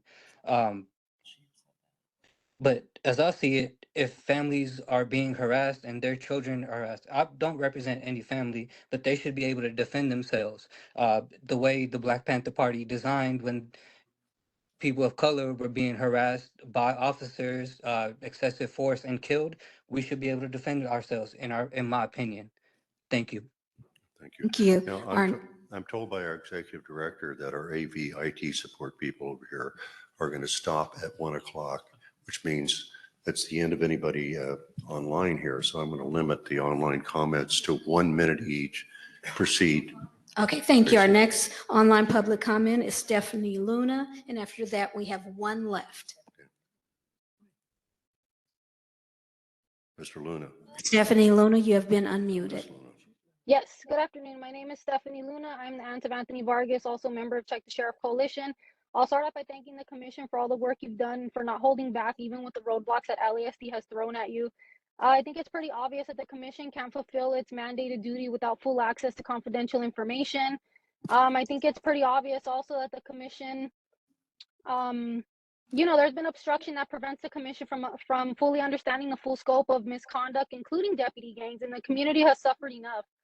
I'm trying to condense all this down to 1 minute, but I guess I'll just end with saying that I'm going to put an urgent ask that the COC prioritize protections for families experiencing harassment by LASD.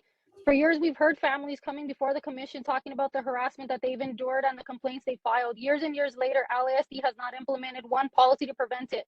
It's been 7 years for my family, and yet today we heard Francisco Nunez's family continues to face intimidation, surveillance, and harassment by deputies. When does this end, and when does LASD begin to face consequences for their actions? Thank you. Thank you. Thank you. Our final public comment is from Tom Beck. Tom, you have been unmuted.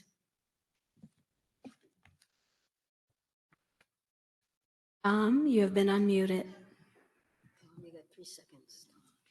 Well, Mr. Beck's an attorney and he represents Okay. someone, and he apparently isn't here. Tom? So, and we're out of time. So it's 1 o'clock. Thanks everybody for being here. Our next regular monthly meeting of the Civilian Oversight Commission will be on March 20th, 2025 at 9 a.m. And it will be in the either the Board of Supervisors hearing room, probably here at St. Anne's, I'm guessing. In any event, next week, the Oversight Commission will host an East LA Town Hall meeting and listening session to discuss the LAPD's response to the World Series and playoff celebrations in East LA. That'll be on February 27th, 2025, between 6 and 8:30 p.m. at the East LA Service Centers. Any questions or comments before we adjourn from the members of the commission? Hearing none, this meeting of the Civilian Oversight Commission stands adjourned.